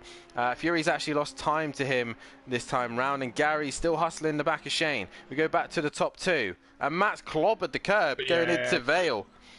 Yeah, clobbered the sausage curb as he went into Vale, which didn't help his cause, because he could do with staying as close as possible between this in this part of the thing, and then he could give it a go into Village if he was close enough. But banging off that curb has put him on the back foot a little bit. He's got to get right up back behind the Ripper now to make that happen. So and he's all like back end steps out into Village. Matt is wringing the neck of that Bentley. Yeah, and I think this is the problem. He's pushing too hard. This is allowing Ripper to now learn exactly where the Bentley is strongest. The pit window has now opened. What will these boys do? I know Matt likes an early pit stop, get some clean air while he can, but there is the risk of being held up by other cars. So we head back to Emperor and Fury, and after Matt's little mistake in the middle sector, Ripper has pulled a second. Fury's lost 6/10, but then you got this squabble behind him with Shane, Gary 131, and Wolfinator's now joined the party on that one, and he's not a million miles away. Who's going to opt to pit? Ripper stays out, as does Matt. Yeah. Breeze stays out, as does T. Those guys are opting to keep going, and I think at the minute, while you're in this spaced out section, you might as well just keep going and wait for an opening in the pack behind as Nexus comes into the pits. Euro carries on going through. Emperor opt to pit, so does Fury. I would have stayed out if I was Fury. Shane comes in, Gary 131 opts to stay out, and Wolfinator goes in. If I was Fury, I would have stayed out on that one. Instead of being held up by Emperor, get some clean air and carry on going through, but he's opted to pit here. Yes, he has, and I would have done like you, Dan, and I would have taken the extra lap. But we're not in Fury's car, so a whole gaggle of cars coming into the pits here. Emplava in, Fury in, Nexus, Wolfinator, all those in, and Shane. Shane is closest to the exit as they all pretty much park close to each other. Wolfinator's missed his marks by quite some way, so he had to go on a little bit while we sit and wait 30 seconds for these to put the tyres on. Let's hope they get the right tyres as well. So it's going to be interesting as this lot come out of the pits. There's going to be quite a little scrap, I feel, as these lot come out. Who's going to have the best pit stop? Who hit their marks right? And Nexus is away. Nexus is away. He was the first one in, as was Emperor. He's now gone. Fury's been dropped, but he's taking his time. So he was right on the back of Emperor, but he's lost a little bit of time there, so he's missed his spot. Wolfinator is the big one, gainer out of that one. He's jumped Shane in that one, so he's now got ahead of Shane, a little bit closer to Fury. Now, Ripper is only 8/10 ahead of Matt. Matt now will be starting to get affected by the dirty air of the Audi. He has been stuck behind that car for a while now. Will Matt now go for the undercut, or will Ripper try and go for the overcut and extend the gap? Well, we will find out, that's for sure. What's the little mark by the car things on the timetables? We've got little green marks, and we've got Green Wolfinator's got like bigger yellow mark. Do we know what that is? So those little marks are the internet, their internet strength. Ah, right, their internet stream. Is it something that the general public can see? No?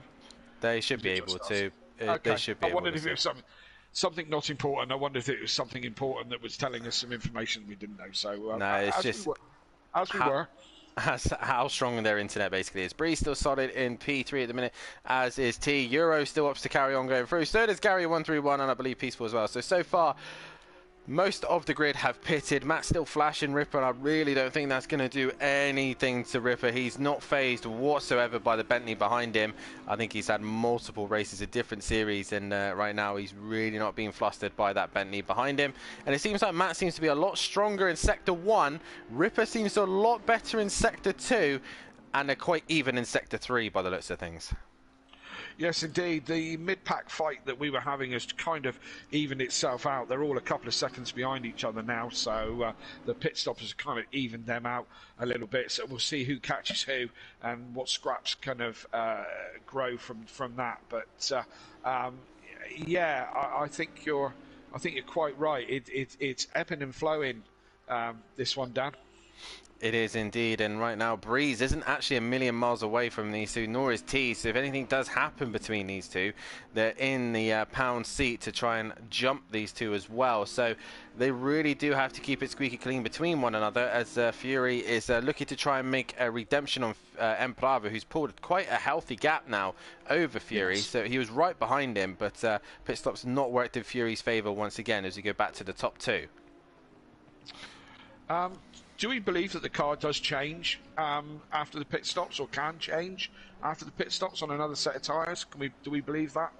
Well, obviously, these guys get given 30 sets of tyres to choose from. As Matt now opts to pit, he's going for the undercut. Ripper now has really got one choice. He's got one clean lap. He needs to nail this lap and react to Matt's pit stop. Breeze is in as well, as is T. Will Euro come into the pits? T needs to get it slowed down, which he does, as Euro now comes through a Luffield. He's going to opt to stay out as we are halfway through this race. It is just Peaceful and Gary131 also yet to pit, as Gary comes out of Luffield and into the pits he comes. Ripper now really needs to nail this lap. He needs to get it spot on and instantly react to Matt's pit stop. But Matt has been stuck behind that Audi for a while now. Yes, he has, and he's had T just come into the pits, and he's in the garage in front of Matt, which won't faze Matt too much. It probably the other way round is worse when you come in and there's already a car just in front of your pit box. It's quite distracting because you can't see your marks. But the other way round, Matt will go straight through him, so it's not going to be an issue to him the way they are. So. Matt's Breeze has got really close to the back of Matt there. So maybe Matt just missed his marks ever so slightly, but Breeze with a very good pit stop. He got dropped first. T not very good on his stop. So Breeze actually gets a little bit closer to Matt. Maybe Matt missed his mark. So if Ripper can nail the pit stops, he's looking quite good. Euro's opted to stay out to go longer. Peaceful has chose to pit on this lap. Gary's got going again. Where is Nexus? He's gone through. Who's he managed to stay ahead of? He's managed to stay ahead of Gary131. Fury has gone wide. What has happened to Emplava? He's dropped down the order. He was ahead of Fury. And now he's 11th place. Wolfinator's gone ahead of Shane as well. Gary's also jumped those guys. So Gary and Wolfinator benefited over Emplava and Shane's mistake. Obviously, Peaceful at the back. Whatever mistakes they were, I don't know what happened. I don't think they were close on track, so I wouldn't have thought they would have got together. Ripper is in, so we'll see what happens on these pit stops. He nearly runs over into the wall. It's quite easy to lose it in the pit lane if you're going in really quickly. I did that a few times in practice and ended up scuffing the barriers.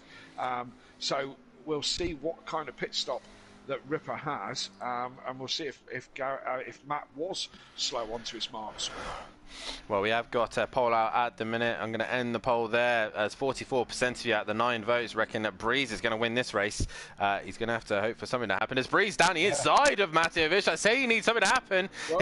He's got ahead of Matt. I'm not sure how. I'm going to look back on that. I think Matt's had a moment through Farm and Village, because he had quite a healthy gap of 3 seconds, and now he's behind him. I'm going to have a quick look back on. He is looking to the inside, but he thinks better of it. I think Matt's had a spin in Farm. That would explain a lot.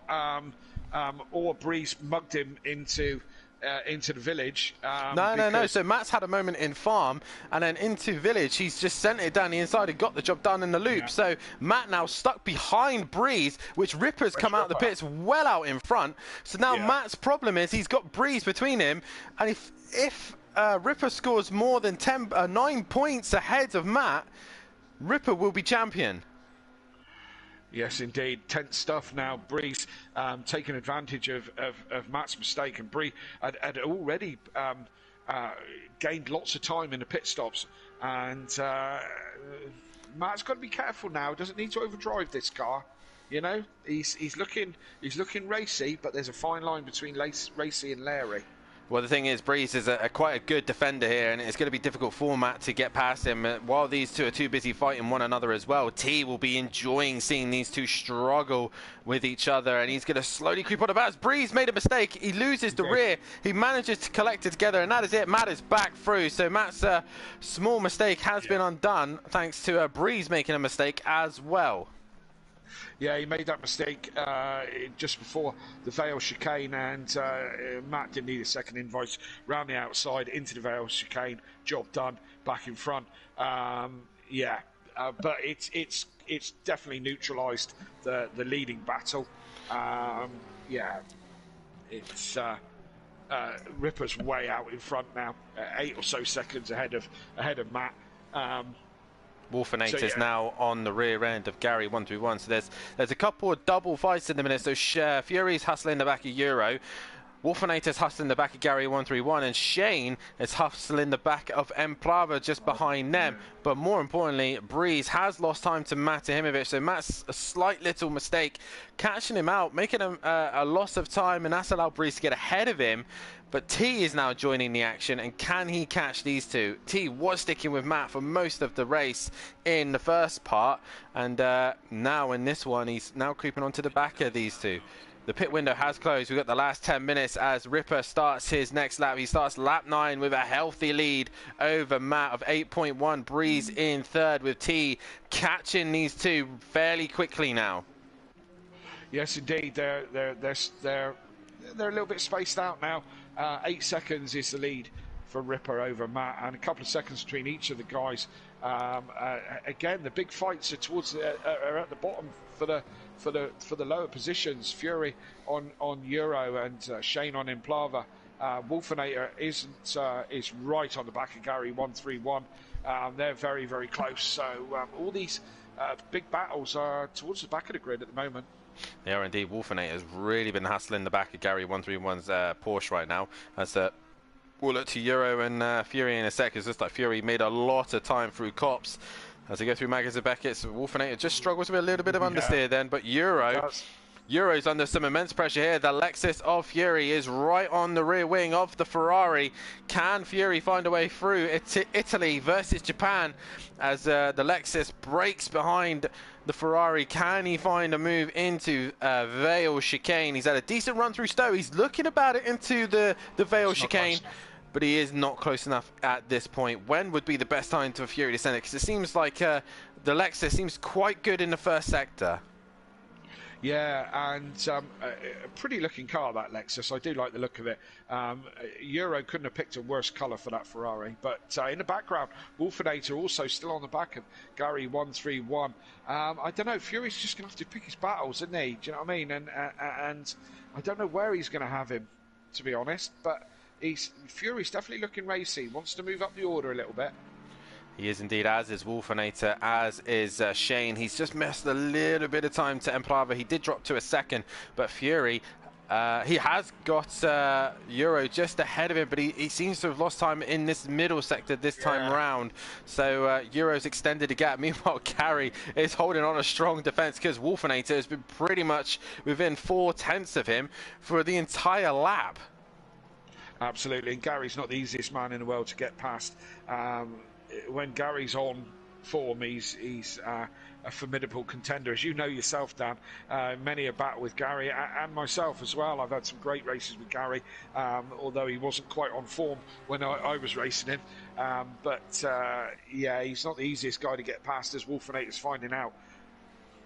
He is indeed. Fury goes into turn 1 with Euro, and he really abuses the curb into Cops, and he's not quite close enough to the Ferrari, so he's going to have to wait a little bit longer. Wolfinator, he seems to understeer a little bit through the end part of Maggots and Beckett's, but he's right there with Gary. Closer. But he is closer, but Gary seems better in the second half of this track. Yeah, and there's a couple of places where you need that traction. And out of Maggots and Beckett's down the Hangar Straight here, where we are now, or I don't know which one you're on with. Certainly I'm on with. And this is one of the places you need that traction out of Maggots and Beckett's. You need to get the last part. Wolfinator's having a go. He's having a look. Gary goes round the outside, keeps it nailed. Obviously, Gary goes wide. Obviously, the marbles on the outside is assisting Gary there, keeping grip, the karting line as it's best known as, and Gary being a stock car driver as well, he probably knows how to drive on any kind of terrain, but Gary really is trying his best to keep Wolfinator behind him, but he had a moment, he had a glimpse. Meanwhile, Fury is pressurizing Euro ahead of him, so it's really close racing from these guys. Shane has got past Emplava, and Emplava's dropped further back behind, so SimPlay Racing had a solid race 1, they're having a dreadful race 2. Yes, indeed. Don't know what's going on with Emplava. He must have dropped it or something, but just given Shane a free position. But Wolfinator still hassling the back of Gary. And Matt's seems to be bringing the gap down a little bit. Last time before the things changed, about 6 seconds before the timing changed. 6.8 seconds, Matt. So he's bringing it down a little bit, but not in any huge... I mean, we've got 5 minutes left, to be fair, so he probably isn't going to catch him. Do you think Ripper's just in cruise mode now? Sorry, Dan. Gary got it all a bit squirrely there, but managing to collect it all up. Sorry, what was your question? Do you think Ripper is just in cruise mode now, knowing that he's got the gap, he's quite comfortable in front, he could just lift here and not to take too many risks, knowing that Matt has got a 7-second gap pretty much to him? Yeah, absolutely could. You know, they say professional racing drivers and sim racers as well say sometimes when you take your foot off the gas a little bit, that's when mistakes come in, where you start to get a little bit complacent because you think you've got the job done, and you know, and you haven't. So I tend to. I mean, I've done it myself. Do you know what I mean? Started to think, oh yeah, this place is comfortable, and then next thing you know, the car's round, and you don't understand why. You know, because you just started taking your eye off the ball. So for me, I try to stay on it. T has actually gained right onto the back of Breeze now. So Breeze not had a good couple of laps. He's lost time to Matt. Matt's pulled away, and T's pretty much been matching Matt at the minute. But Breeze, with a sloppy couple of laps here, has now got T right behind him. So we could see a change for third place. Can T make up for what happened in race 1? That is the question. Fury is also hustling the back of Euro. He's brought that gap, but they've also caught Nexus. So Nexus has had a mistake somewhere. So it's really starting to hot up in the further bottom end of the track. Fury, oh, it looked like he had a bit of understeer going into Abbey there, but he managed to get that under control. T and Breeze, meanwhile, they're side by side down the Wellington straight. Breeze is down the inside. T's looking to the outside as they head into Brooklyn. And Breeze has gone round. That is it. T is now on the podium. Yeah, and it's turning out to be quite not a bad night for T. Let's hope he's put another splash of fuel in that car for this race so we can get it to the end. I'm sure he would have done. But poor old Breeze just back end stepped out, and that was that. When that McLaren goes, it's that point of no return is so hard to master. Indeed it is. Wolfinator is still within half a second of Gary 131. He's really going to get sick of tired of looking at the back end of that Porsche. If you have to follow anything, you might as well follow a beautiful Porsche. In the hands of Gary 131, I don't know. It might want to slide about too much. Well, yeah, but still pretty to watch. Still pretty to watch. Following any Porsche, apart from maybe a Boxster. Apologies to anybody who owns a Boxster, but they're not all that good. So the gap between the top two has come down to 5.6. So unless Ripper has a big moment, it looks like it's in hand. So Ripper leading the race with Matimovic currently in second. T is now up into third place, making up for what happened in race 1. Breeze in P4, Nexus in a solid P5. Any more mistakes from him though? Euro is just behind him in P6 with Fury in P7. Gary though is under pressure from Wolfinator, who sends it down the inside of Stowe. Gary to the outside, the McLaren side by side with the Porsche. He's going to go and look to the outside of Vale, but he ain't going to get the job there. You're going to be a lot smarter to outwit Gary around here, and he holds on to the inside. He then lets the car naturally go wide to stop Wolfinator going for so Wolfinator will stay in 9th place, while Shane is up into 10th, and Plava is 11th, with Peaceful Explosion in 12th place position. But Gary 131 is hanging on to this by the skin of his teeth. Yeah, carbon copy of the last time, really. Gary goes in really quite wide into that corner. Oh, and they've touched, Dan. They both touched. And that was some Dukes of Hazzard type stuff there. Gary looks like he's going to be the one that's going to. They're both heading in strange directions across the track to try and get back on there. I think Wolfinator just got a little bit close to tap the back of Gary. They both have an adventure, and of course that has let Shane through. Oh no, Shane's still behind.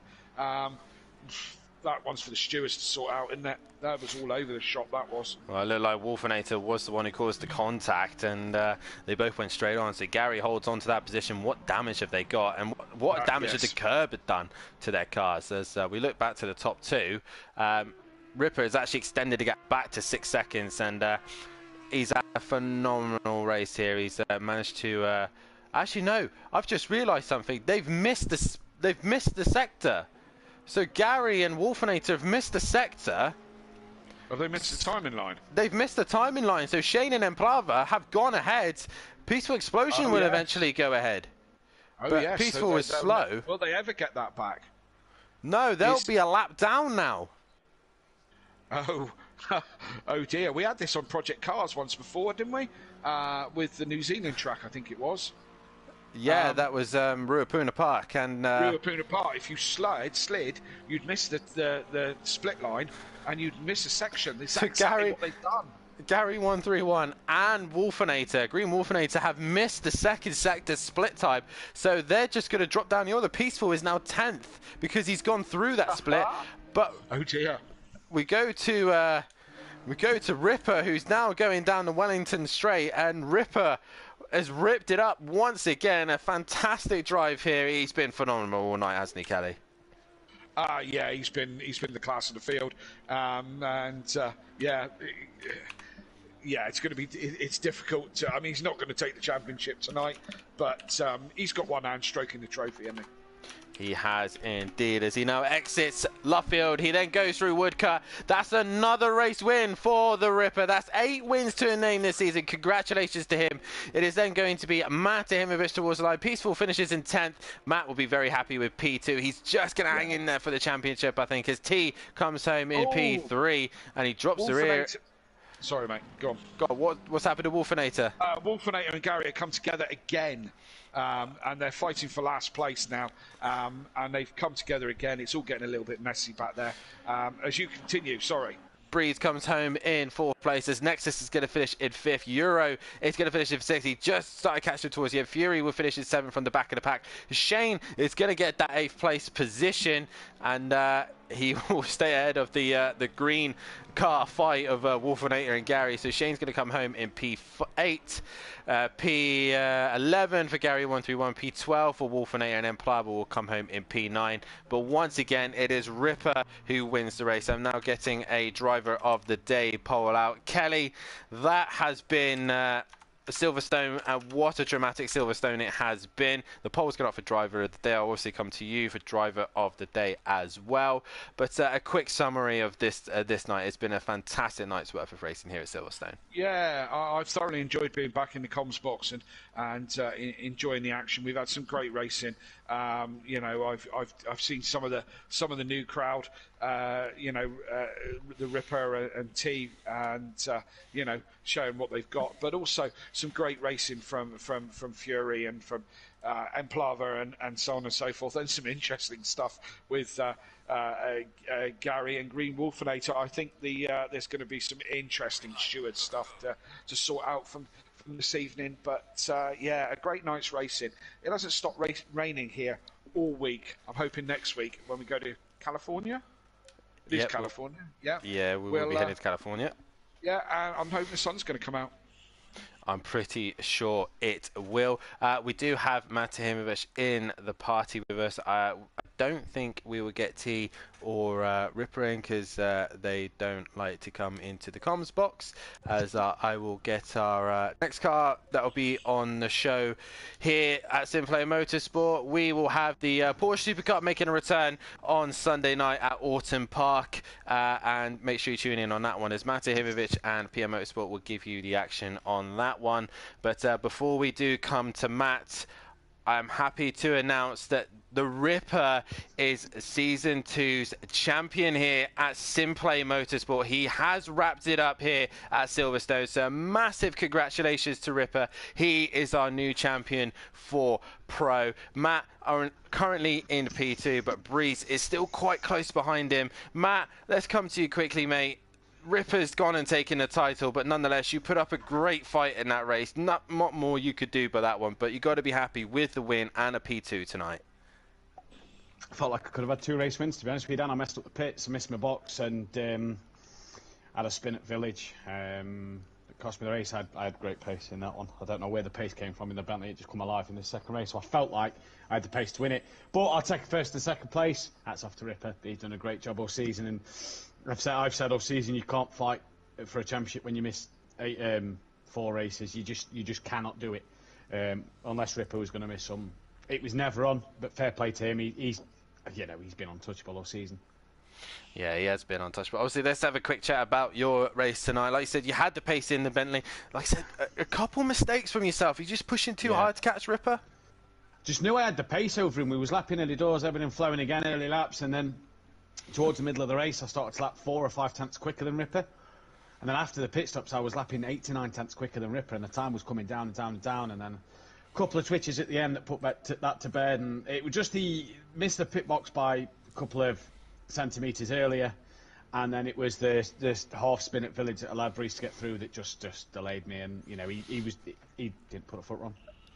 Well, nonetheless, congratulations on the first and second. Obviously, regarding the constructors, it looks like Killer Performance are probably going to be champions as well in that one, as they've only pretty much got 2 rounds, and it's 38 points to gain with quite not many rounds left to go. Is it basically just a straight-up fight between yourselves and SimPlay Racing?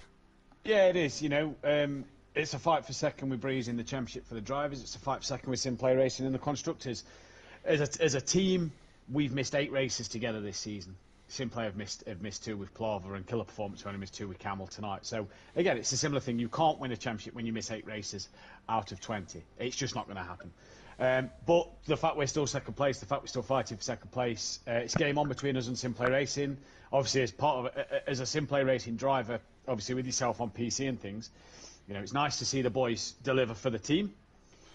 But I'm not part of SimPlay Racing this season. I'm a part of Jaeger Motorsport. So my job is, and my heart is with Jaeger Motorsport to get that second place. Obviously, next round of the season is Laguna Seca, an American circuit. How do you think you're going to get on with the Bentley and the Corkscrew? What can we say about the Corkscrew? Well, the Corkscrew is going to be interesting Tuesday night with you in the Retia, that's for sure. Yeah, I've driven it. It is interesting. Yeah, very. What I've driven of Laguna is very little on this game. We obviously know it very well from Project Cars 2. We know it really well from that. There's a lot of sausage curbs. It's just on the inside apex of the curb that if you take too much and get greedy, you kind of just bounce off the front end. The Bentley runs curbs well. Will it run the sausage curbs? Well, we'll have to wait and see. Testing is going to be fantastic to see. Yeah, look. We see what happens. To answer Kelly's question earlier about hopefully it will be dry in California, I actually checked the weather the other day. There were showers at California. Behave. Right, no, seriously, there were showers in California, and then in Hungary, where you think, oh, it might rain, it was 31 degrees and absolute bliss. Yeah. So you couldn't get it more opposite than that. Michael obviously be setting the weather, you know, now for what will be next week. We'll see what it brings. And we'll see what happens. Well, nonetheless, mate, congratulations on tonight. You're taking your race win and second place, and best of luck for the second place in the championship. Yeah, cheers, boys. Thanks to massive congrats to Ripper on this season. He thoroughly deserves it, and well done to T. And on the race 2 podium, it's been a fantastic night. Well, just before we get back to Kelly, I will do a quick running of the championship at the minute. This is unofficial, so there's still obviously penalties to be delivered as well. So the order might change ever so slightly once penalties have been given out. But it's F1 Billow at the back at the minute in 19th place. With David currently sitting in 18th. Hitman is sitting in that 17th place position with T in that 16th place. 15th is the way of Euro with 14th as De Silva. Benno sitting in 13th as Gary131 is now into 12th. Shane is in 11th, and equal on 182 points is Emprava, Overtaker and Killer Camel for 10th, 9th and 8th. That's a close fight between those three. Will Overtaker and Killer Camel be back next week to fight that out? We will see. Nexus is currently P7. He's only a point behind Fury in P6, who's dropped off the back of Wolfinator, who's only 2 points behind Peaceful Explosion, with Breeze sitting in P3. He's lost some points to Matt. He's 11 points behind him. And obviously Matt sitting in P2 at the minute. But your champion for Season 2 of ACC here at SimPlay Motorsport has gone the way of the Ripper. What a season he has had. He's absolutely delivered here, and congratulations to him, a worthy champion. Kelly, it's been an awesome night's worth of racing here at Silverstone, and I'll come to you for your driver of the day. Okay, yeah, my driver of the day, I want to give a honourable mention to Fury this evening. I think he was looking racy all evening, didn't quite pan out for him exactly. He had a good result in 1, but he was looking really racy in 2. But I've got to give it to Matt this evening, good pace, and you know, no silly mistakes, no tantrums, which we love. So for me, it's got to be Matt.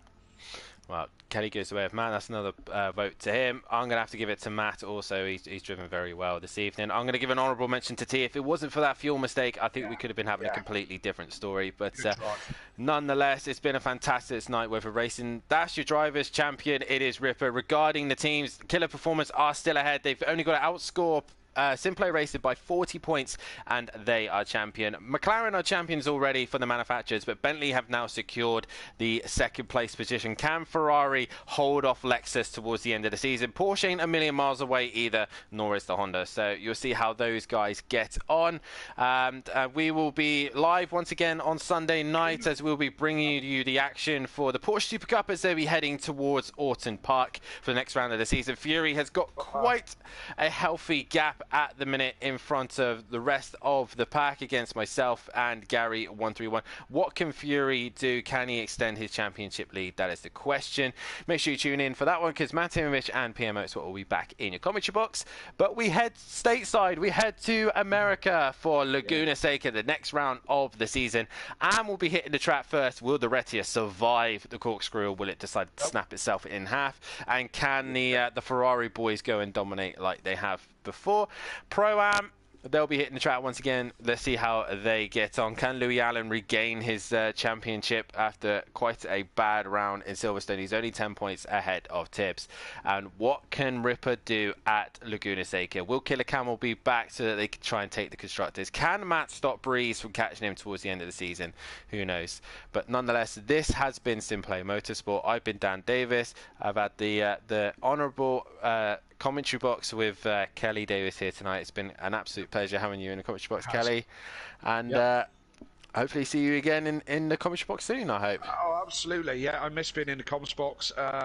Sweet and Sticky, I've been in the box for quite some time either, so I'm looking forward to it in the future. As soon as I get my house a bit more soundproofed, we'll certainly be back in the comms box. Looking forward to Laguna next week. I think everybody, you should tune in. There's a lot of original SimPlay boys that know Laguna very well, but I also think they're going to be tripped up by the corkscrew and the pit lane. So watch next week. I think it's going to be interesting, really interesting. But thank you, Daniel, and congratulations to all the winners and all the competitors tonight.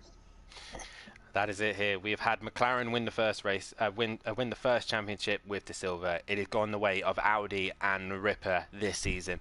Season 3 isn't a million miles away, but we still got to finish these seasons off. We go to Laguna Seca for the next round of the championship. Please hit that like button, subscribe to the channel, hit the bell to be notified so you don't miss a single thing here at SimPlay Motorsport, and also head down into the bio and have a look at all of our fantastic sponsors, Design Manchester and Audio Sport. Go and follow all their links as well. I've been Dan Davis, Kelly Davis in the commentary box as well. We will see you Sunday night for the Porsche Super Cup on Sunday, but from us it is good night.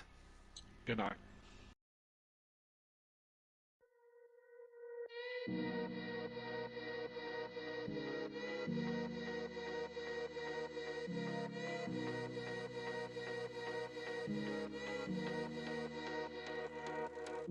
Freedom, I never had the chance to run. Leave behind the said and done. Figure out what's to come. Reasons, all the bigger things I can't ignore. I'm not getting what I came here for. Gotta get ahead of something more. So I think I found a new way out, way beyond a shadow of doubt. 'Cause I can't breathe, and I guess I could be stronger now, and leave it up to fate somehow. But I'm doing this for me.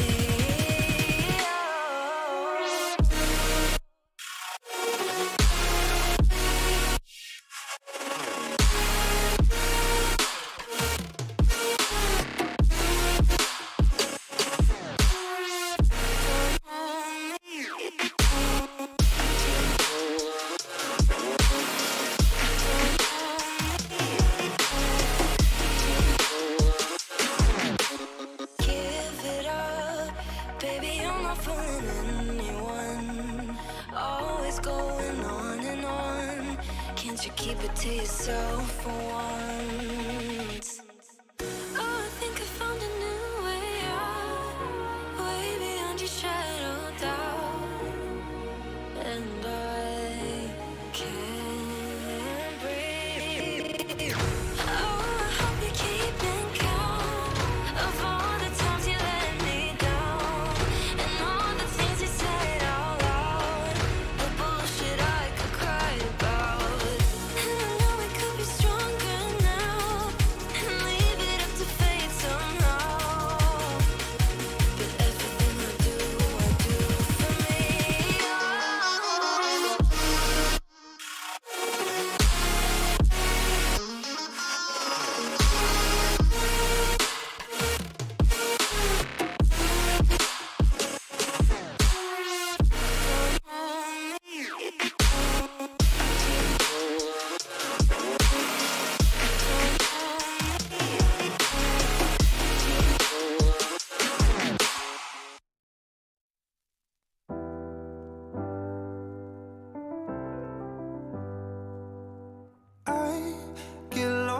times and I can't seem to find a light between the walls I built for myself right in my mind.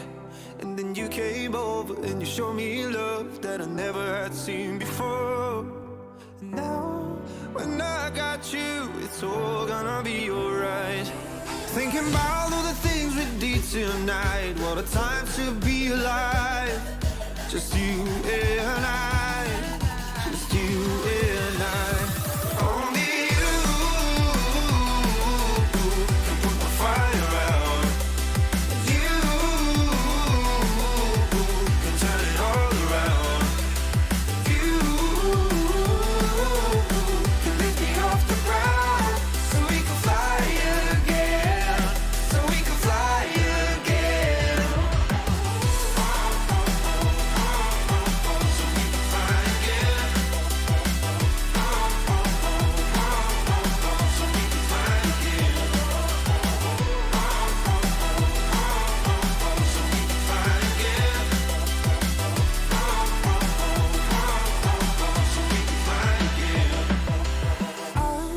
I've been trying hard not to go out of my mind.